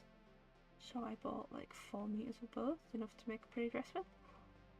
And I want to use the embroidery machine to make like a big embroidery on the shoulder. I was like gonna point as if I could point to my shoulder and not make that look really weird on camera. But you know, like, I don't know anything on the model, but it's all on one side of the cape flams thing. I also thought it'd be kind of cool if I made my model's outfit because I would wear this. You guys can't see the skirt. You will in my live 2D.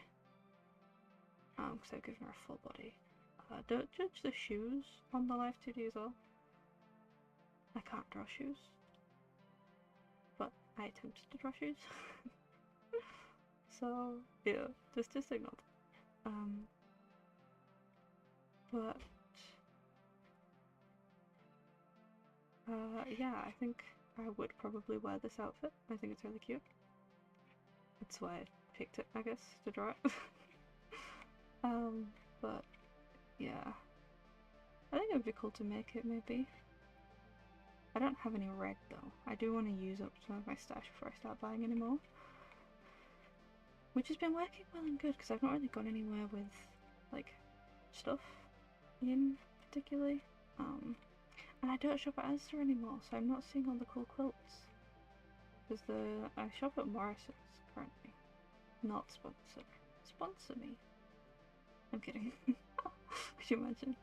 This stream's brought to you by Morrison's. But just like do the ad read like the Red Shadow Legends adverts. Also not sponsored. Well, it just gives like their full government name out, you know. But yeah, and like I don't know, Morrison's quotes are kind of boring. So I haven't been like, oh, I must buy this for them. Although I do go to the range like once a month-ish, because it's a little bit further out. And they have some cool things. But they're just not like cool enough, you know? And I've been good. I've been good. I've only bought one quilt cover since telling myself no more fabric till I use it. But it was really cute. It's cats. It's cats on plates. Like, it's cats on plates. How can you like put that back, you know? How could I say no to that? Oh, goodness.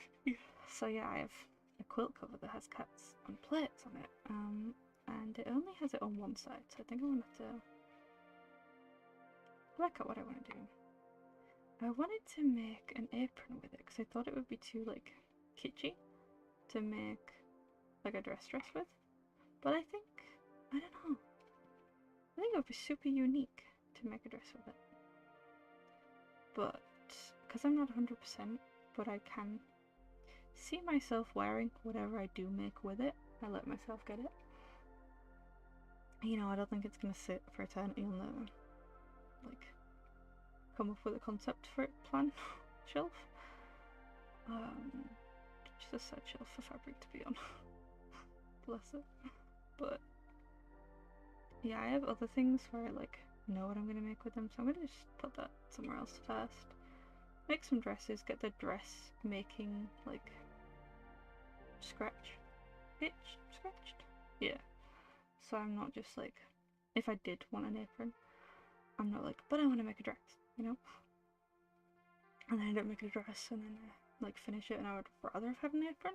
Although it would be easy to turn into an apron, I suppose. But yeah, I'm not quite sure what I want to do with it just yet. But it's very, very cute, and I'm very happy I found it.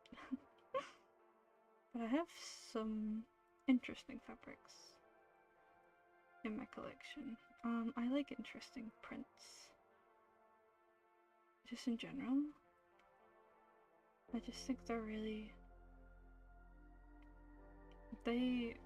like when sewing, the chances of you making the same thing as someone else is really slim. Even if you both make a skirt, there's so many different types of skirts you could make.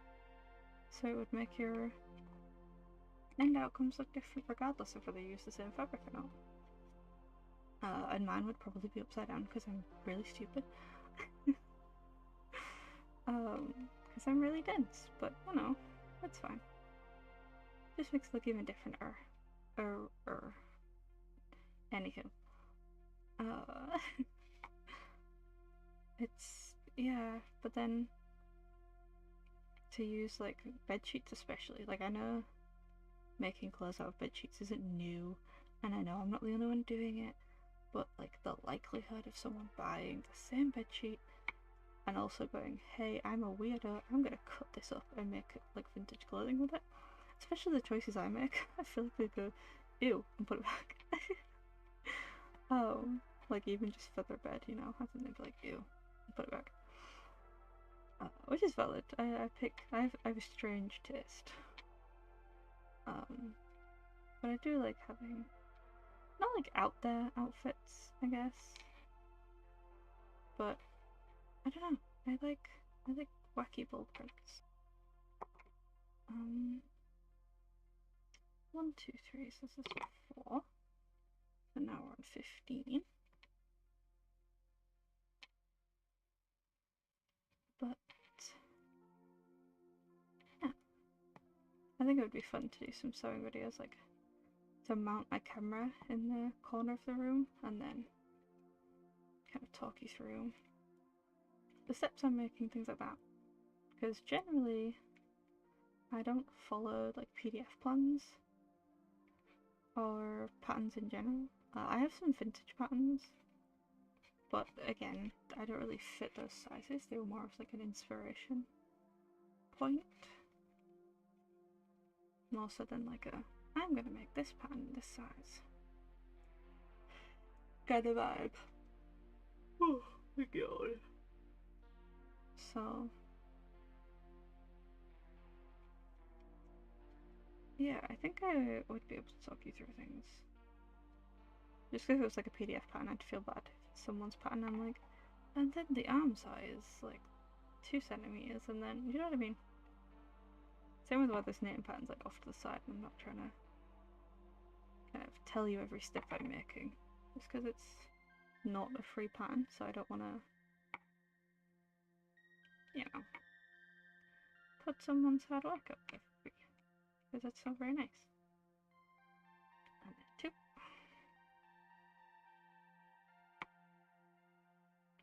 Which way is that way? Oh, I've forgotten what that is as well. Oh dear. Which way is that way? Slip knit, yeah.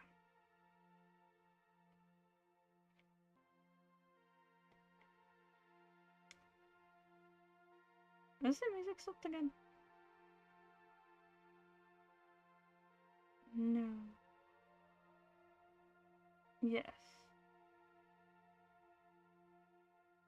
It has, hasn't it? Hang on, let me finish my row, and then I'll see what's going on, because it should loop. Smack the mic there. Sorry about that. Not that you should be able to hear it with this mic.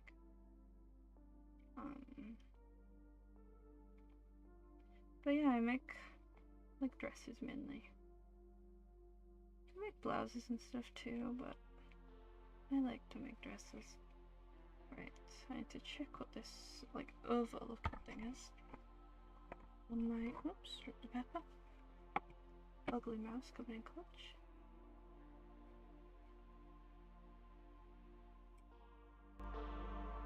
Oh, it's there. It's just one of the really, really quiet ones. I'll stick it on 2. And then I will probably need to put it right back onto 1 again. The very next song. Really? Really? Has it been quiet for a while? I've been waffling. Yes, absolutely yes. Oh, I'm in the middle of this, yeah. What does over mean again? Yarn over. SK2P. Actually, that means. Oh.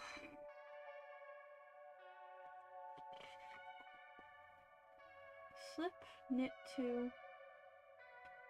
Hell is over? I'm just guessing. Right, so I need to find. This book has like a blurb of like commonly used words. So if the pattern has something that's not in here, then it will say. So it was SKPO, right?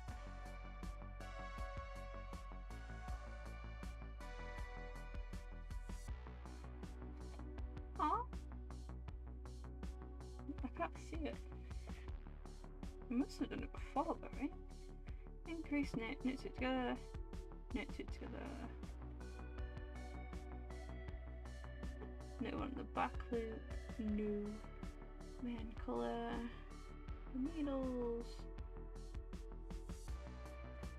What am I doing? Have a look. SK.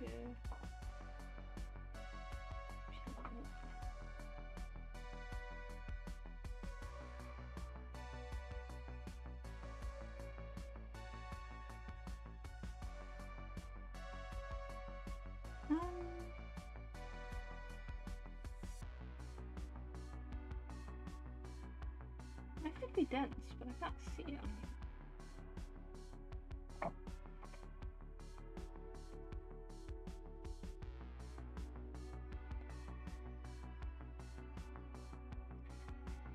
Does it have what it means?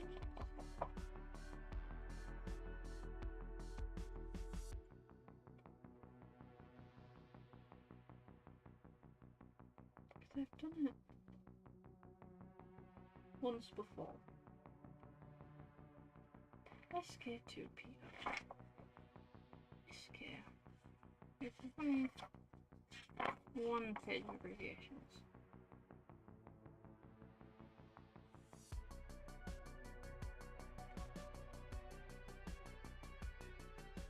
SK. So usually I slip knit, because that's usually what SK is. Because slip knit is like slip the first 2. Slip the first 2. Knit 1.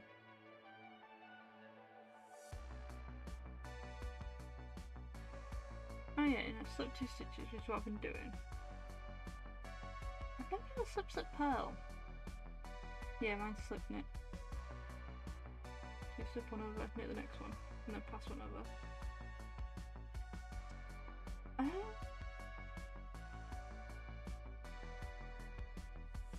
It says yarn of, but it's P-O, not Y-O. SK2PO.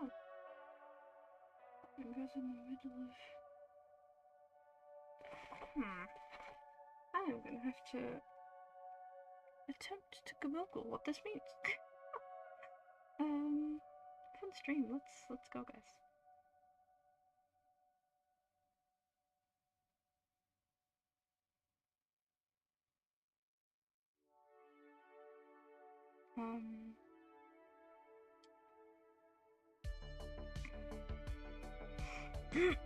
Goodness me.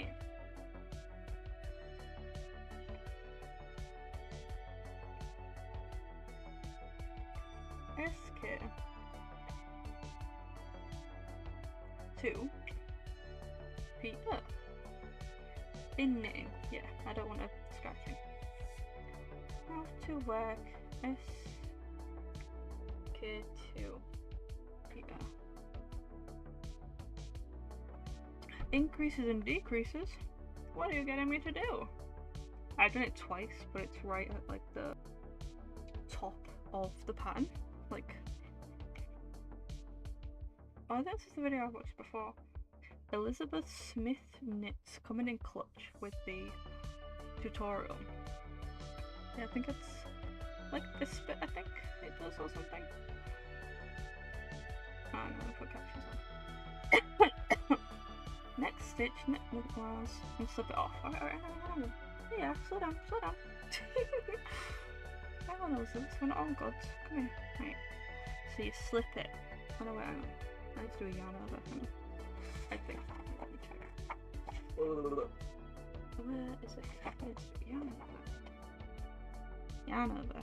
And then you slip it as to knit. Yeah, what next? I think it's here, let's go. And then you're going to knit the next two together. Right, that seems like a mighty headache. And then you're going to insert the knit. Huh? What? Hang on, I need to just like chill for a second. Wait, what? Slow down. It goes through the front. Yeah, flip that one over. We've got this. She goes that way. Have I been being a ninny? And then you're going to insert the left needle into the front of the slip stitch, and then over, and then up, and over. And then that's it done! Elizabeth, you're a genius! Thank you, Elizabeth Smith. I swiped it off now, sorry. Thank you, you've saved me. Big virtual goodness. Oh, right, back here again. So, yarn over again. And then hang on, shift this up there so I don't want the pattern fully. I don't think you can read it. Right? I can barely read it. And then knit it together. I haven't knit it together like this. Are you supposed to knit them? I mean, I guess that would make more sense. I've been knitting them like through the back loop. Have I been knitting through the back loop more than I thought I was? Oops. Am I supposed to do it this way? Is that supposed to be it? Huh. You learn something new.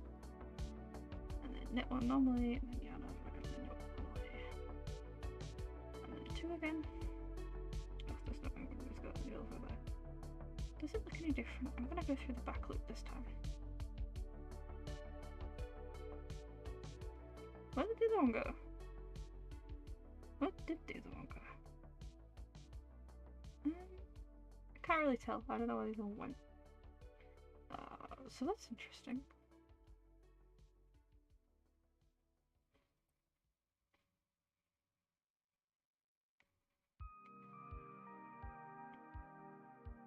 This feels alien-y. Oh, like Animal Crossing-y, but like 2 AM Animal Crossing kind of vibe. But yeah, so there's no shame in not knowing something. Just gonna stick that down to... Yeah. Just press that yelling at me.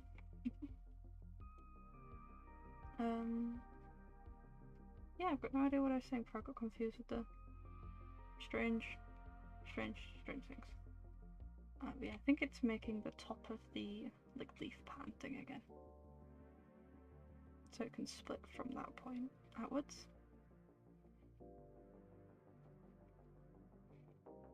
Well, I just do not knit in canvas frame muscle.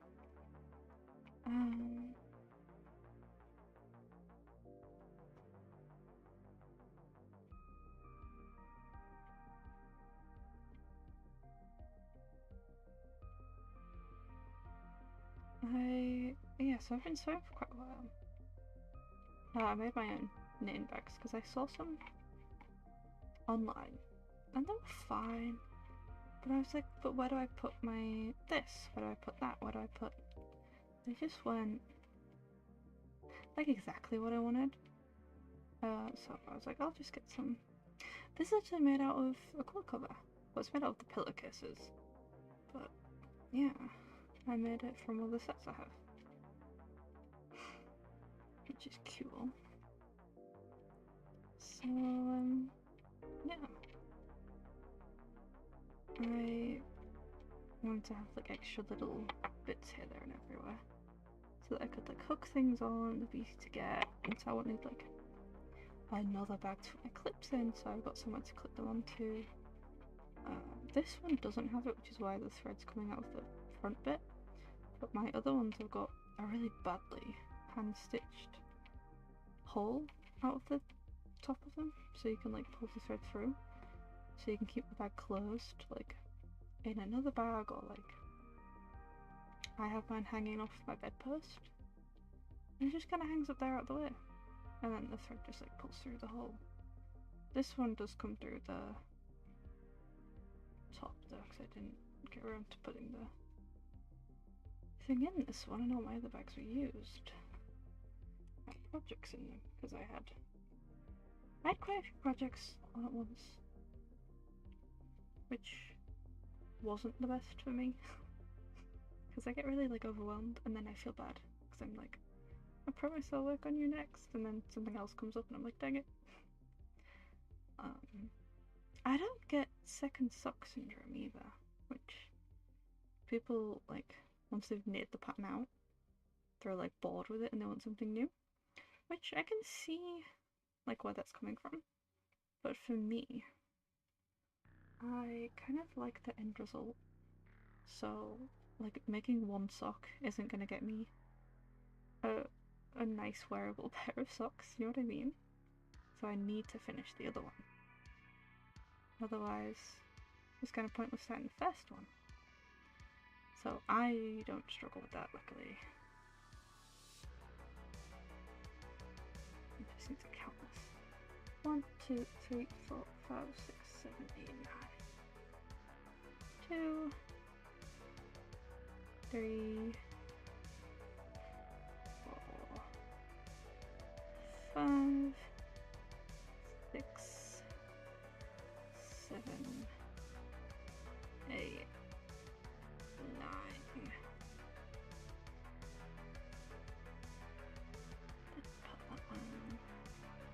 And then back we go.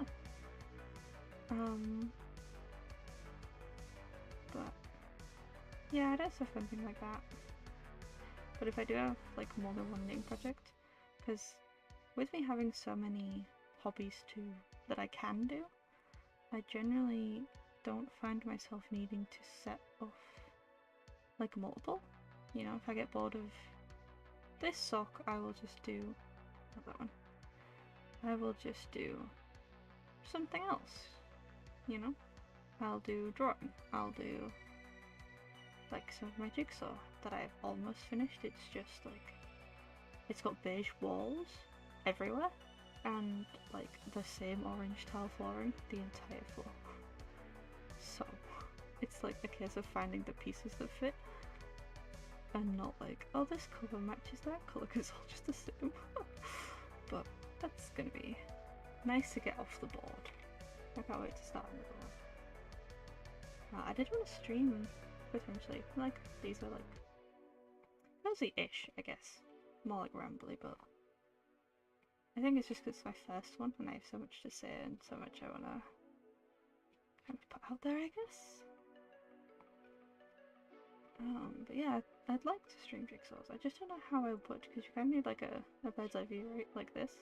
You would only get like a small amount of the jigsaw, so it wouldn't be like cool. Because I think, was it Enna from Niji Sanji that did a jigsaw stream, and her friend like stole the last piece or something? She was panicking that she'd lost it. That was cute. Oops. I think that'd be fun, but I think it's in the future. Just while because I need to like stand it on something. I need to stand the camera on something. So I don't think that's like immediately gonna happen. But yeah, for me, I just kind of start like one project at things. I have a lot of drawings started, they don't count, but I generally only like to have one project. The thing I will do is I'll have like a knitting, like a sock knitting project, and then I'll have like a garment knitting project. Because my socks generally just stay up here, whereas I like take the garments on a tour to museum while I make them. Don't know why, because like knitting a sock on the go would be lighter, but I don't know. I just prefer to take my items with me. If any of you guys do like, knit or craft or do something that you can do in public, I would knit at my bus stop, because they just really would not keep their time. So you would go there, and then it could have come like 10 minutes early, and it's like, great, brilliant. So now it's like an hour away at the bus stop, because then you can guarantee the next one wouldn't turn up, and it would just be a bit of a nightmare. So I bring my knitting with me, because I'm like, well, if I'm stood there doing nothing, I may as well do my knitting. And the amount of times that people just like open mouth stare at you, and it's like, I'm only knitting, like it's not like I'm sword swallowing, you know? I didn't get any negative comments or anything like that. No one ever like spoke to me. Maybe because I'm scary, but it was interesting to see the demographic of people that would stare, I suppose. It was a lot of like older people, but not like granny older people, like 40s, I'd say. That's the wrong thing to do, I find. You won't notice it in the pattern. You know what I mean? Like adults, but not like adults enough that I would think that they'd be like, oh, what's that youngster doing? My hobby for, you know? But they would just like stare, like, and they wouldn't say anything. I had someone. I was knitting a sock, so it's like this big kind of vibe, right? This big, this kind of size, this kind of process. I was on DPNs, but that just means there's 4 needles and not this cable. It was the only difference, really. And this lady comes up to me and she's like, oh, are you pregnant? Because you're knitting. And I was like, what? I was like, no, I'm making a sock for me. And she was like, oh, well, you look it. And made like a bump shape with her hand. I was like, what the? What are you on about? Crazy, crazy lady. What have I just done? Okay, dog, this one, okay, lapel. And I was like, what are you talking about? And then she'd like double down. So no, you know, I just thought because you were knitting and you look like you're pregnant. And I'm like, I've already told you I'm not pregnant. And like, I'm wearing a corset. I have a flat stomach. I don't have a bump whatsoever. And even if I did, I told you I'm not pregnant. That should be enough for you. It was not enough for her, spoiler alert. But yeah, she didn't like back down. She wasn't like embarrassed or anything. Because usually people are like, oh, you know, if you accidentally ask someone if they're pregnant or like, you know what I mean? She just had like absolutely no shame, and she was like full on showing that she thought I was pregnant. And I'm like, no, it's a sock. I'm like, how? Where would you? It would have to be a really small child. Like what? Where are the armholes? Are these the armholes? Is that why they're so big? These little cast-on doodads. Like, you know what I mean? And I was like, no, I'm making a sock. It's a sock. Leave me alone. And it was just like, okay, you're not gonna leave me alone. And then again, I would be obviously making a sock, and then I'd have older people like sit behind me on the bus when it turned up. You know, yippee, 3 hours later. He was absolutely massive, but you know. And they would sit behind me, and so you can like feel eyes just boring into you. They'd do that, and then they'd like randomly touch me, or they'd like pull the yarn, like they'd lean, like their hand would like, and they'd like touch the project, touch me, touch the wool, touch something, and it's like, that's really creepy. We're just on the same bus. I do not know you. Hey, maybe don't do that. You know what I mean? Like, they haven't even said hi. They haven't like said, or and like, the first motion that you make is to grab me or the thing in my hand. Is a really strange thing to do from behind me when I can't see you. Like, some of them are more stealthy than others, but obviously once it, because it's like, I'm obviously like, sat, you know, and like it's torso height, and then just this hand just comes down, and it's like, I don't know if you're gonna grope me or something, like, you know what I mean? Because it's like in front of me centrally, so it was just a really strange experience. And then yes, this woman like reached her hand down, and she grabbed my project and she squished it. She just was like, squish! And I was like, that's normal. That's, yeah, okay. Okay, sure thing. And then she was like, are you making a jumper? And I was like, for who? Like, a really wide snake like a python? Like, who? A jumper. Like this, basically is what I had, so I'd make socks. A jumper, guys, a jumper. Would you like a jumper? And I was like, no, it's a sock. And she was like, oh, well, you know, good job in it, because you need a jumper for this weather. And I'm like, it's not a jumper. Like, even for a sleeve, like, it's gonna be like a really small, like, teeny tiny sleeve. It's not. What? But yeah, and she just kept going on about a jumper, and she was like, oh, I can't knit me because I'd make my own jumpers. Are you gonna make me a jumper? And I'm like, ha ha ha ha ha ha ha. So funny, peak of comedy. Oh ho ho ho. That was the only comment I'd get like yelled to me, was like, oh, can you make me one? And like literally everyone thought it was like a jumper. I think they just see knitting, and they see like little old grannies knitting like in their head, and usually little old grannies are knitting their grandkids jumpers, which is fine. I don't mind. You know, whatever. We all tend to a granny at some point. The granny mode is inevitable. But yeah, just really strange. And then they'd go, ooh, did your mum teach you? Because like I would get on the bus with my mum because we worked in the same place. And mum was like, no, I can't knit. She's just she does it on her own. So you didn't teach her? And we just have to be like, no. We just decided that we'd just say yes to whatever they said, because they didn't listen. They didn't care. You know, they're not asking a question to hear your answer, they're asking a question to ask the next question kind of thing, you know? Which is, you know, a lot of people are like that, it would seem. It's just so strange about people who just touch, or like, but just stare, you know? Like, the bus station, it was like the station itself that we would get on and off at. So there'd be like bus stops opposite us, bus stops next to us, and people would just like stop on their way to the bus stop and just stare at me, and I'm like, okay.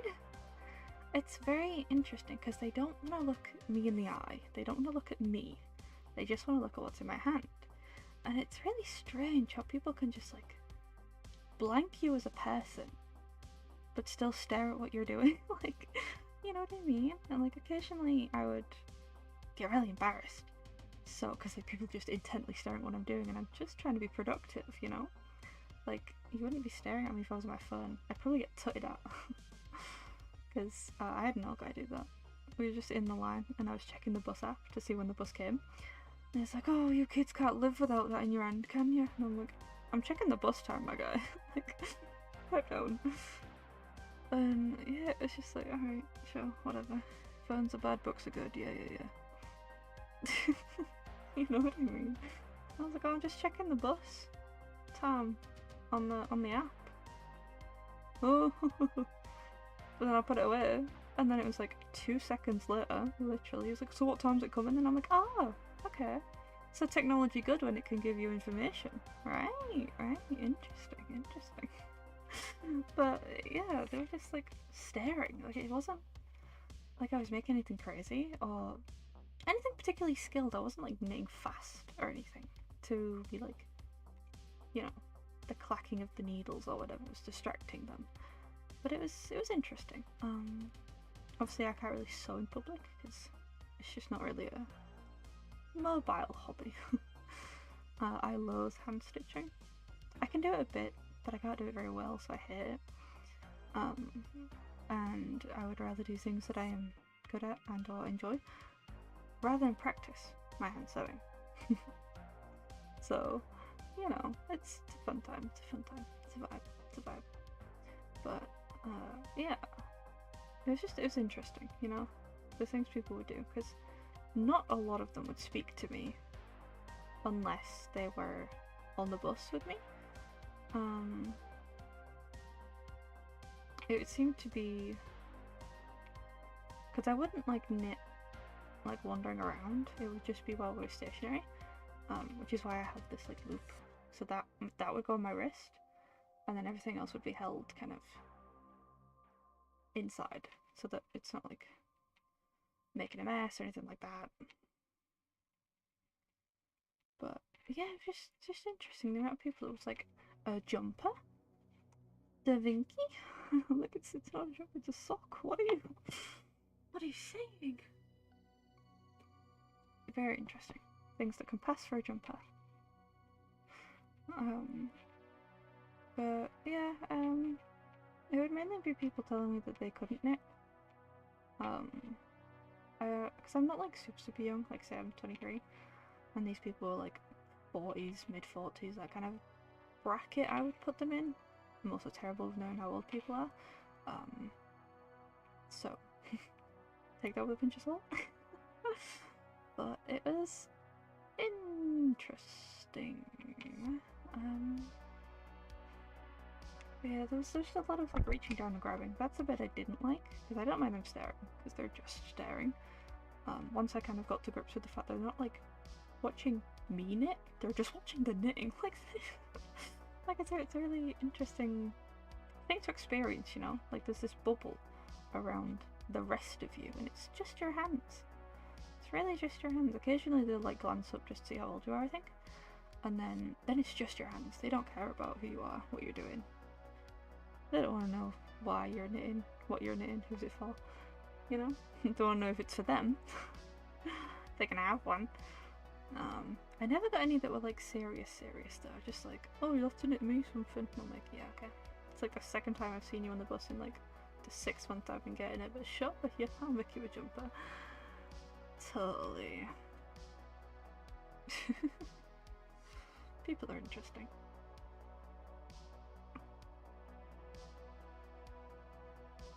Yeah, we're at 19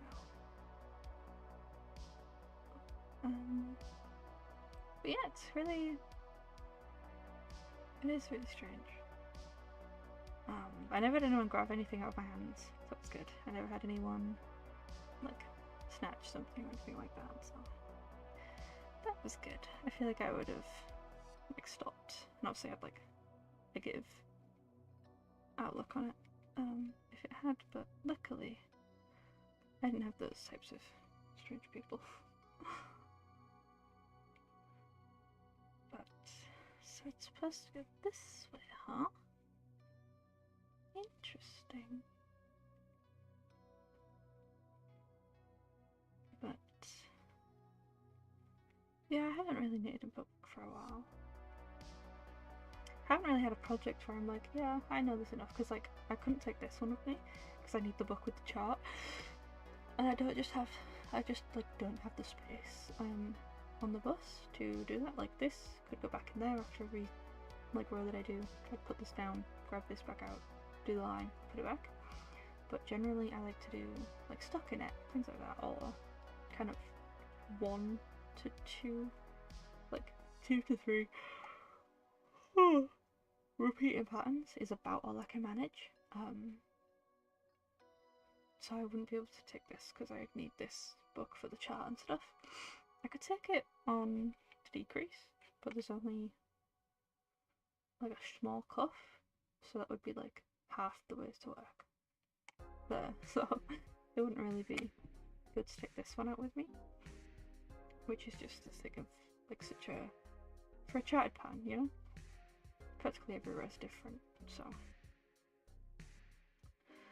Where are we? Got my pearl, got my K-tog, got my knit, got my Firana, got my knit. So let's end with the K-tog. Rocky cookie. But yeah, I enjoyed the like knitting podcasts and things, so I think I'm gonna like watch up on some of those. Because it's mainly people talking about their projects, what they've done, what they've bought, what they're interested in. And because I tend to like juggle my interests, I don't make as much progress as other like knitting focused creators do. Even if I only had like 2 hobbies, I would get like more things done on both of them. But I just don't, and I don't think I could hold myself to that. Because I get really bored, and then I just don't work on anything. And then I feel really bad because I haven't worked on anything. So it's, you know, it's either stay this way and not be marketable because I want to do too many things, or I don't make anything and then there's nothing to market, you know? The dilemma, the dilemma. I can't take my vest with me because it needs blocking. I haven't done the rib on it yet, so I might just cast off, put the extra stitches on a thread, and then block it, and then see if it's usable from there, because I don't really want to like make the whole like ribbing on it if it's just not going to fit me. I would rather not do that.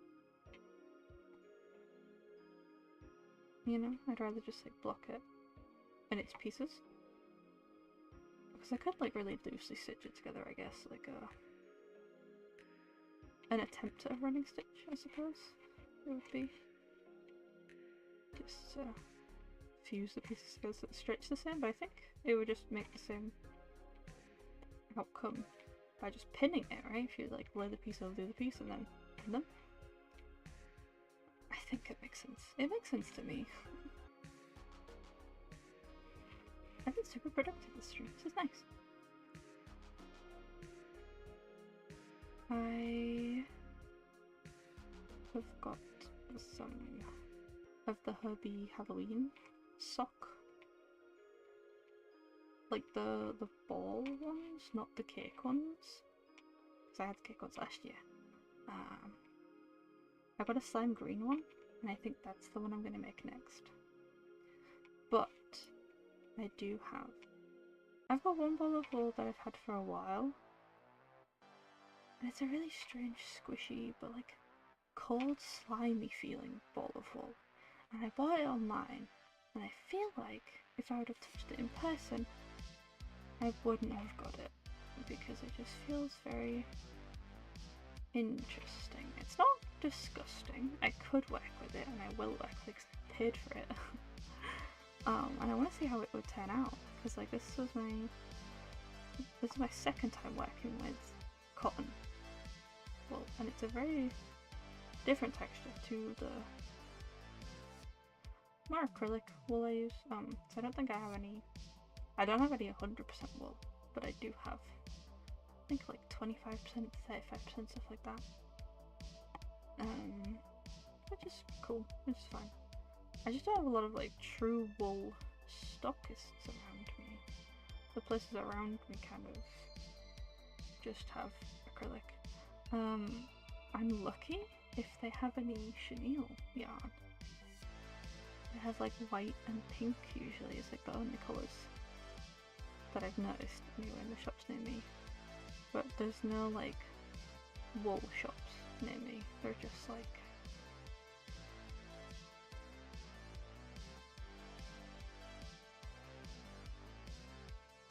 kind of general hobby store kind of things. So they don't have like a ton of range for the wools, but it's mainly just acrylics. Right, cannot get that to repel that, so I'll just do that.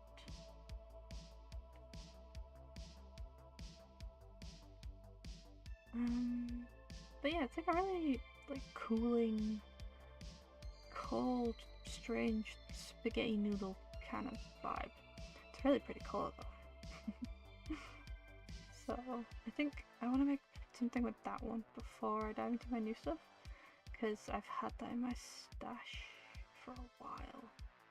Again, I did a boo-boo and I bought it without like having the project for it picked, which I regret doing, because it's kind of just sat there, you know, like I bought this after I bought that one, because I like to try and use things in order, just because then I'm not making like a backlog of things. I don't need more things if I have, you know, materials and things I can already use, is my kind of thought process, ideally, on things like that.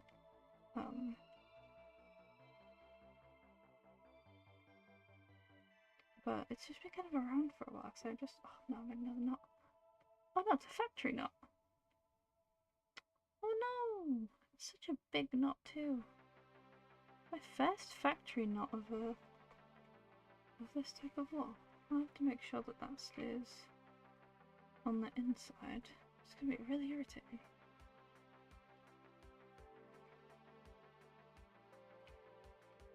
Such a big knot too. Dang, such a shame. I wish they wouldn't do this, like I wish they'd just stop. Like that ball and then it goes to like an underweight, like mismatch kind of thing. I can understand why it like would minimise profits, I guess, but it just, I'm gonna have this thing at the bottom of my foot. Such a large knot too.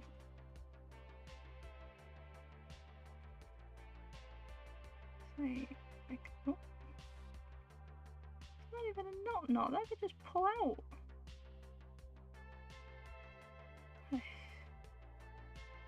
Interesting. Because I know you can like felt them together.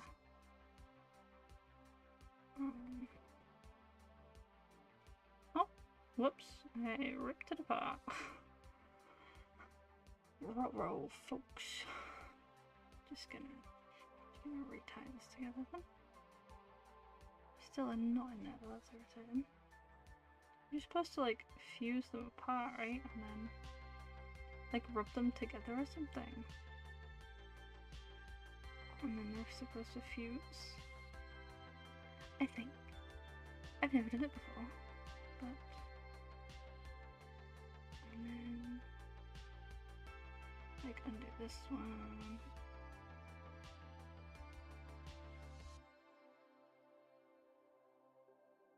Right? Because then they're making like one colossal thing. And it's supposed to be like a knotless joint, right? Like, then you let this thing up that thing. Then you like rub them together, right? Wow. Wow. Am I doing it wrong? Probably.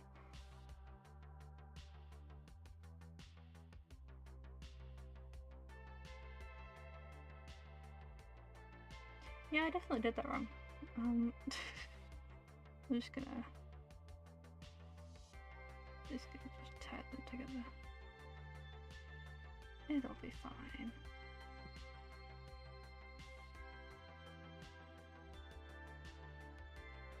Ideally, I would have liked this to be on the top, so that I'm not going to be stepping on it, but,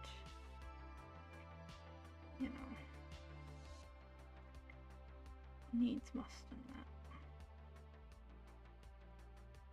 See, my knots were smaller than their knots. I don't know what they did with their knot.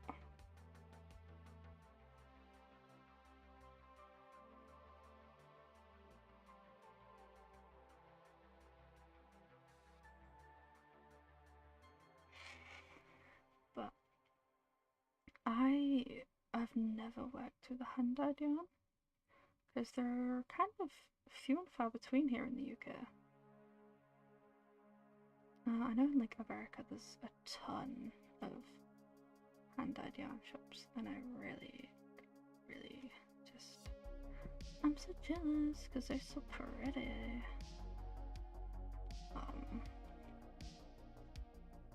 But probably a good thing there's any up here. Well, there is some, there just isn't many. I found a few accounts, but they don't really, like, they seem to do like one-offs of things and not like, here's this colorway, so like once the one they have in stock sold, it's kind of like gone, done, you know. They don't have like 5 on this base, 5 on that base, 5 on, you know what I mean? They just kind of dial 1 and then it's like, okay. And I've noticed the brands I've seen, at least, are very like beigey kind of colours. And they're really like colours, you know? That's kind of like a, well, you know, that sucks, but it's cool. I'd like to dye my hair.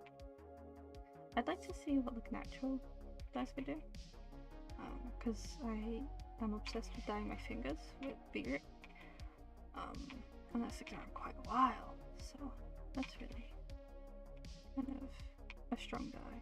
And I like purple, so that could be cool. Let's see what that does.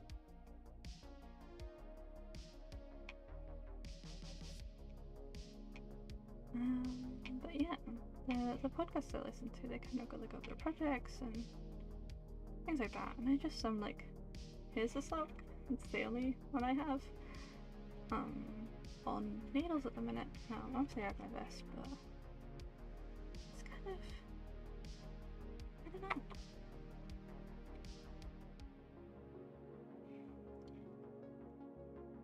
I just don't know. Go. So I think I'm gonna see what they talk about, see what they say about.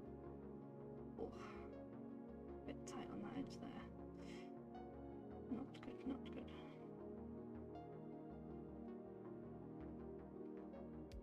I bought some circular needles because I was like really excited to try them, but the place I got them from was closing down. So like a lot of the kind of popular sizes had already gone. Which sucked because I have wanted to try this for a while, and I've had some in my basket, and the needles themselves were like £4, something like that, which isn't like astronomical for knitting needles, I guess, like new especially.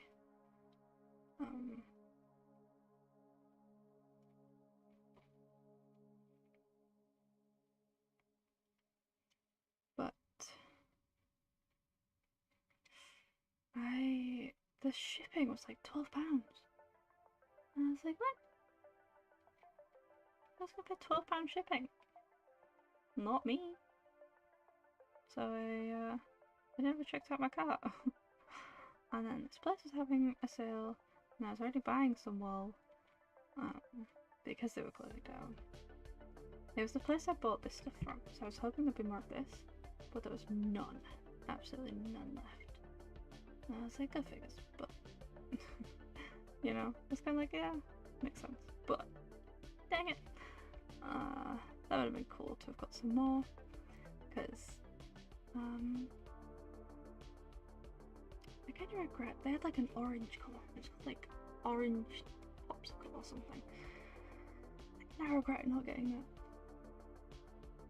but I wasn't sure if I was going to like it, so I kind of played it safe with like a blue. I knew I liked blue, and then I got a beige, And I kind of wish I got like a darker brown instead of a beige, because I'm not really a beige girl. Like, you know, I don't know what past Odette was thinking, but just, you know, get your colour scheme right. But I like a green, like I like pistachio. That's a pretty colour.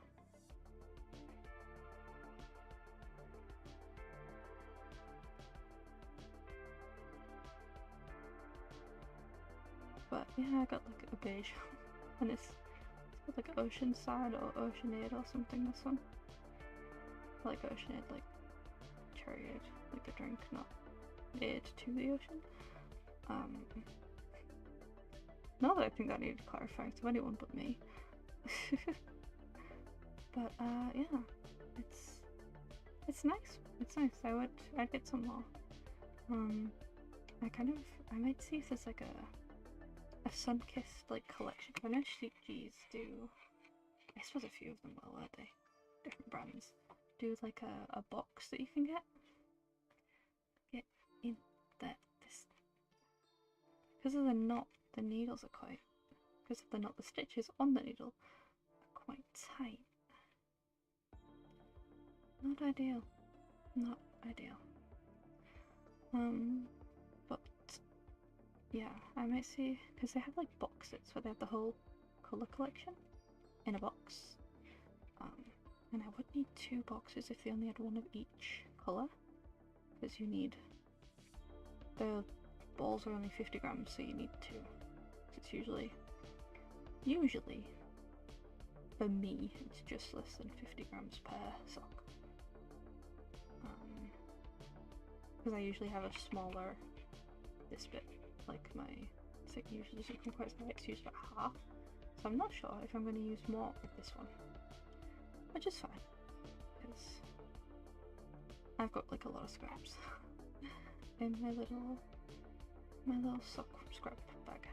So I need to make something with those.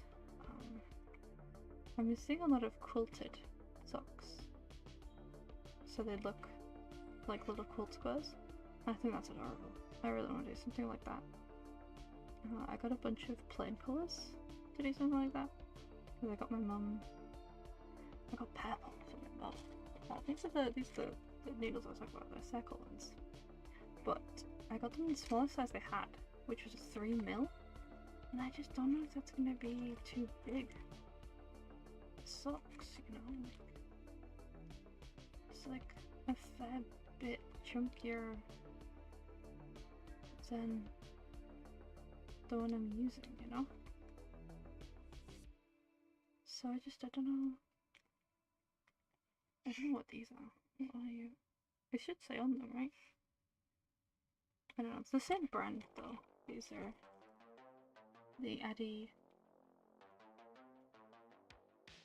It's the Addy ones. Made in Germany. These ones. These are the same brand as these ones. Which was nice, but yeah, I do wish they had a 2.5. I would have been fine. I wouldn't have thingy there or anything. Here's the other ones they got. Sheep G's Organicon. Premium blend. What are you a blend of? 100% organic soft cotton. So is that not a blend then? It's a lot more faded than it is in my life. It's more of like a biscuit gold, because it looks quite pale on camera. That's quite interesting, because I didn't really notice this one being washed out. This one's, it had no fish shadow on it. It's kind of sort of more what its shadow looks like then. This one's colour 237, Golden Sun. If I go closer to it. Again, just unable to focus, but yeah. Yeah, it's more of a biscuit gold, this one. But yeah, so I bought these to do, I got like a lot of colours. A little bit more or anything like that. This is Sweet Mandarin. This one's I have a pastel on camera. That's so interesting. It's not a neon orange, but it is a brighter orange than it's shown on camera. Yeah.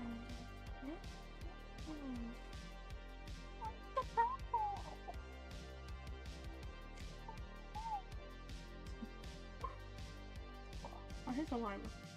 Of lavender, this one. This one's not too much dark, but it's just a little bit more dark. But yeah, I've got like a few more colours, different colours, but I got these to do the like quilted sock kind of look for them. They're, I think they are, oh, they're vegan. That's interesting. There are 3, so these should go with the needles I got, but then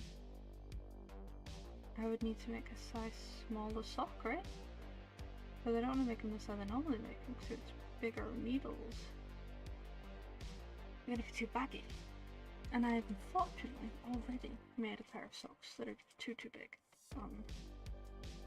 The first pair I made that had a pattern on them were a lot smaller than the pair that I made first. And they had less, like, stitches just to start with. And I was like, well, this won't be a problem, because it didn't seem like a lot less in my head. And then I just couldn't get the sock on. I can get it on, but it's really tight. Like, the gusset kind of, the way you joined it back again here is really tight on my leg. I can get it on, I can get it off, I can walk about in them, but I'm just like paranoid I'm gonna rip them because it's quite tight.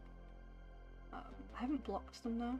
I think the thing that's on like the top of my tool to buy list is some sock, like those board things you can get.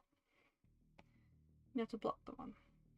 Get them in like wood, or I've seen a few people resin them, but I also know that resin molds stretch with every use, so I'm not sure how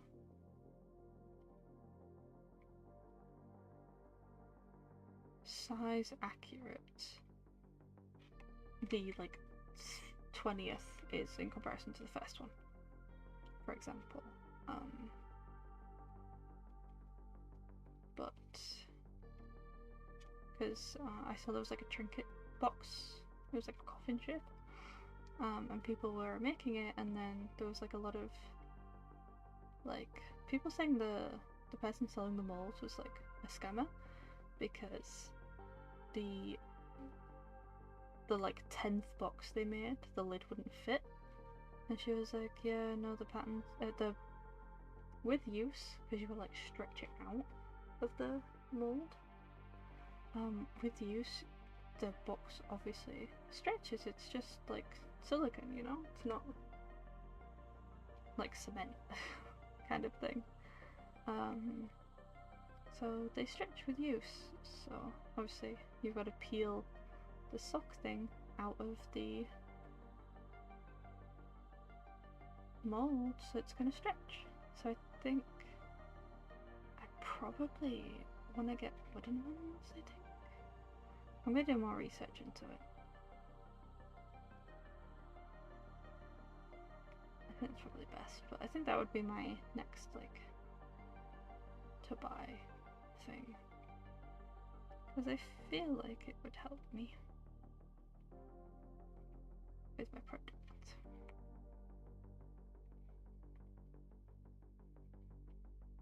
So yeah,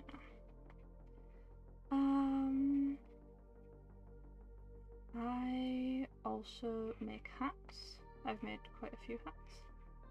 I make mainly vintagey kind of inspired ones. Shocker, I know. I like really delicate feminine ones. I have a collection of fake flowers that I want to put on hats and things. Yeah, this is 5, doesn't it? Yeah. 2, 4, 5. 2, 4, yeah, 5. That's good, just checking. I only have some of them here. I bought some Halloween wreaths, so I want to make like some witches hats And some kind of more out there costumey kind of hats, but still, I think they'll still be like a ton of fun. Oops, I keep smacking the pop filler, so I'm sorry if that's like deafening. I really like making hats. It's really calming. You get to like stretch the fabric over, although it absolutely destroys your nails. So, yeah, there'll be like no hand cam stream for a while my nails, fingers, and everything else like recoups from making the hats. The glue is quite abrasive, the fabric's quite abrasive. You have to pin and unpin, pull the fabric taut, repin, because you need it as tight as you can, otherwise it's not going to keep the shape and it's not going to stay on your noggin.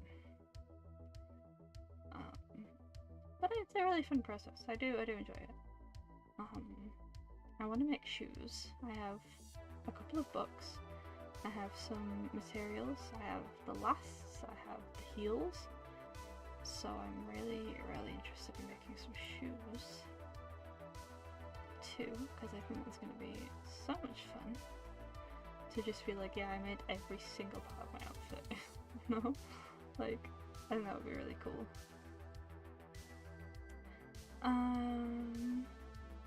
I am trying to learn to crochet, right? I'm trying. It's just, I have got no one in my life that can crochet. My nana can make loops, and she just makes these like non-patterned, non-symmetrical, doily lace kind of concoctions. But I was trying to make a macaron, so I was trying to make, you know, this one side of it. These are just the extra tries I had. I just took it in there because I don't know where to put them. But yeah, it's supposed to be a macaron, and it just, I don't think it'll really pick up the stitches, but it's just not very good. Like, this one's the better one, because I pulled out the others. But this took me about 5 hours. Just of constantly like ripping out, trying again, ripping out, trying again. But I can't even tell you like what I'm doing wrong. Like, I thought I was doing the same stitch, but this is like obviously the yellow, but then this is fully covered, and it's obviously this that I want. But I thought I was doing the same thing over here, which clearly I was not. And then it's just really ugly. I can do a granny square, and I can do like a closed granny square. I can do that as well. Not the ones that have got no holes kind of thing. I don't know if I've got something else. I've got a bunch of crochet books, but I just don't know what I'm doing. You know? Got so much done. I got like what? 5, 10, 15, 20. Where am I on? I'm on row 23 now, so I think I'm gonna call it here because it's almost lunchtime and I have soup. I have chicken soup. Oh, but I also want a vegetable and that one's really nice too. Anyway, I have soup. This was so fun. I've been putting off live streaming for a little bit just because I don't know, I just felt a bit strange about it, but I was super tired today. But I still did it. It kind of looks like a weenie when you pull it like that. There's a little... Anyway, I'll fix this. And then, like I say, I'll anchor it to that. It's such an interesting pattern. It's such a cool pattern. Like, I would say it looks like on. It's like, obviously once it's on, like the pattern like lays out a lot nicer, and you can see the spin this way a little bit. You can see the like the holes and stuff in it like way more. So I think that's gonna be really interesting to have, and it's really comfy too. I found the cotton like I don't want to say squishier than the wool because I feel like the wool's squishier, but I just feel like this is just really nice, you know. to me it feels like it's going to be sturdier. I don't know what the science is on that. I'm not a scientist, but oh, you really just did not need to clarify. I'm not a scientist today. But this is so much fun. I don't think I'm going to be streaming next week because Quinn's down, and I am looking at a new business premises to do things I may tell you about in the future. I don't want to release too much too soon, but you want to see the green world? It's like right next to me.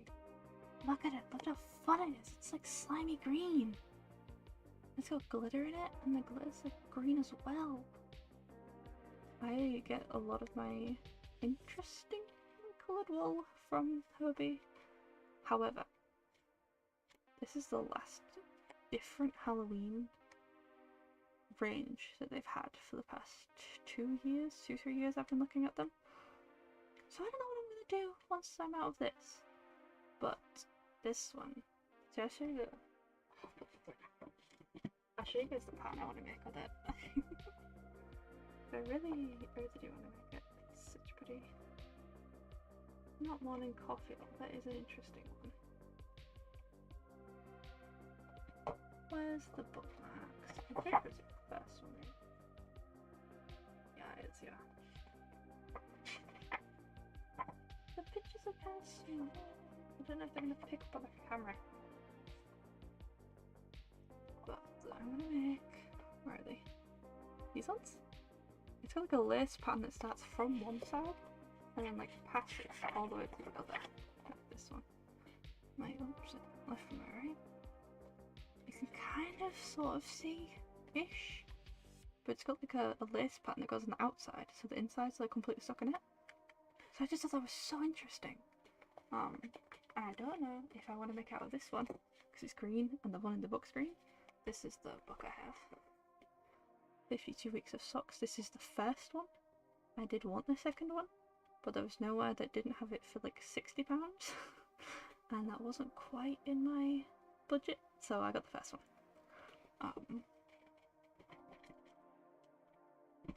Was it 60 or like 40 or something? Either way, it was like out of my budget anyway. But yeah, that's what I want to make with this one. This is gonna be fun. Very interesting. Very fun, very nice. So I'll keep pulling this up there.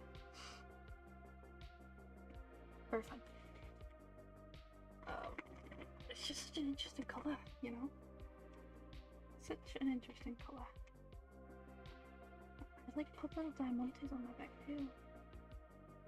This is just a buttonhole stitch, and then I just hook my hooks on it so that they're arranged and out of the way. But yeah, so Quinn's coming down, and then I'm looking at hopefully getting the keys. We're supposed to have the keys. We're supposed to have the keys in the middle of January. However, we have not been given them. So that's fun and interesting and things. So hopefully something will be happening with that. So I think my live streams will not be at this time because I will be at work at this time. So I will not be able to, you know, live stream from work because my computer's here, and work will have the general public involved. So I'll do that. So I don't know when my streams will be. I do still want to stream because it is very, very fun. But yeah, I'm gonna have to kind of work that all out. I have this little, I've had this rope ribbon in my stash for ages.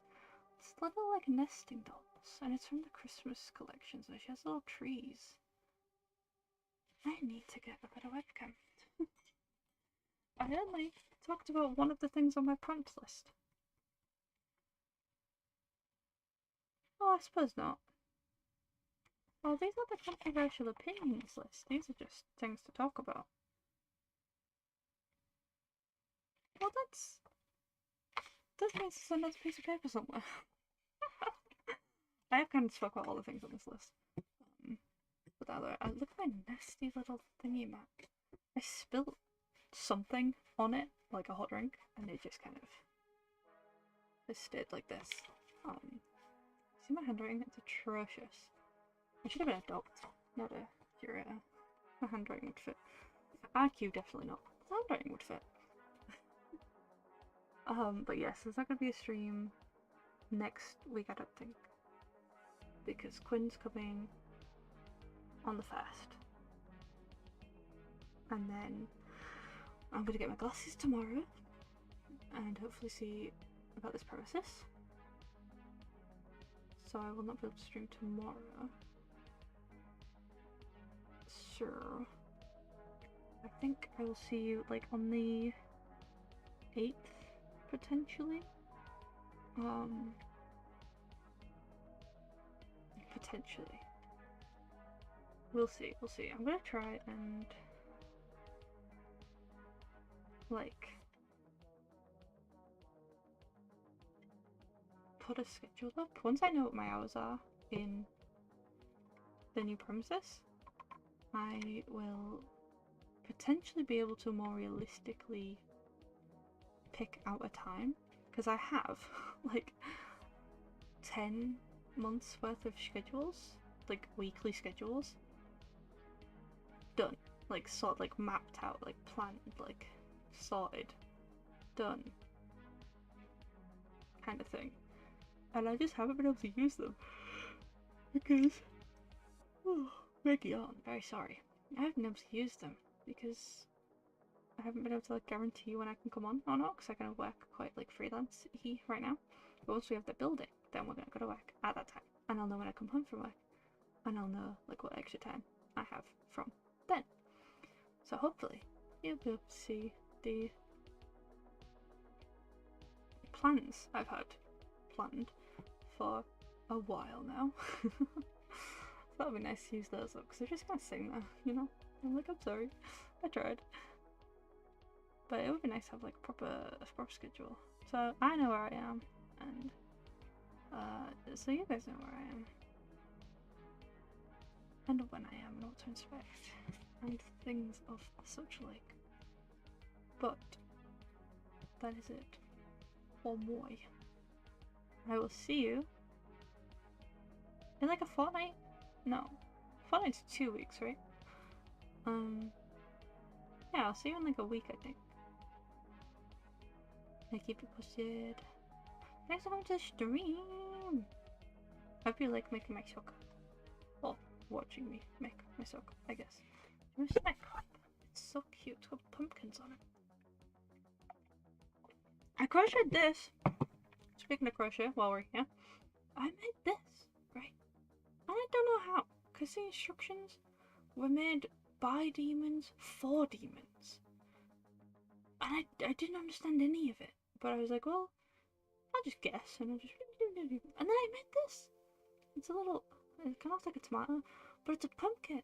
It's a little pumpkin coaster. So he sits on my desk. I had a blue one somewhere, but it's a bit smaller, and I tend to lose them a lot more. I have a favourite season, can you tell? Can you guess what my favourite holiday is? But yeah, so... Okay, it's interesting. But yeah, so thank you for coming to my stream. I hope to see you in about a week with more Spiritfarer, probably. Because I want the bat. I really want the bat. We're gonna be like bat friends. I need to make a new thumbnail for the bat. What's she called? Diana? Delia? Something like that? Mine.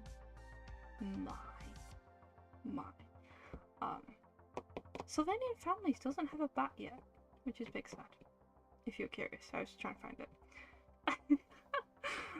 But yeah, anyway, I will leave now. Thank you. Yeah, thanks for staying with me. 3 hours, almost. It's been a lot of fun. I've been very productive. I was gonna say progressive. Don't quite think we've ticked that box off yet. In this stream, specifically. Again, I'm not sure if progressive is an attribute I'd give it, but This pattern tape's not sticking as tight as if you're wondering why I'm like stroking it. Like really old washi tape, so it's not like washi tape anymore. You know? Anywho, again, I will see you when I see you. Yeah. Thanks for watching. Bye.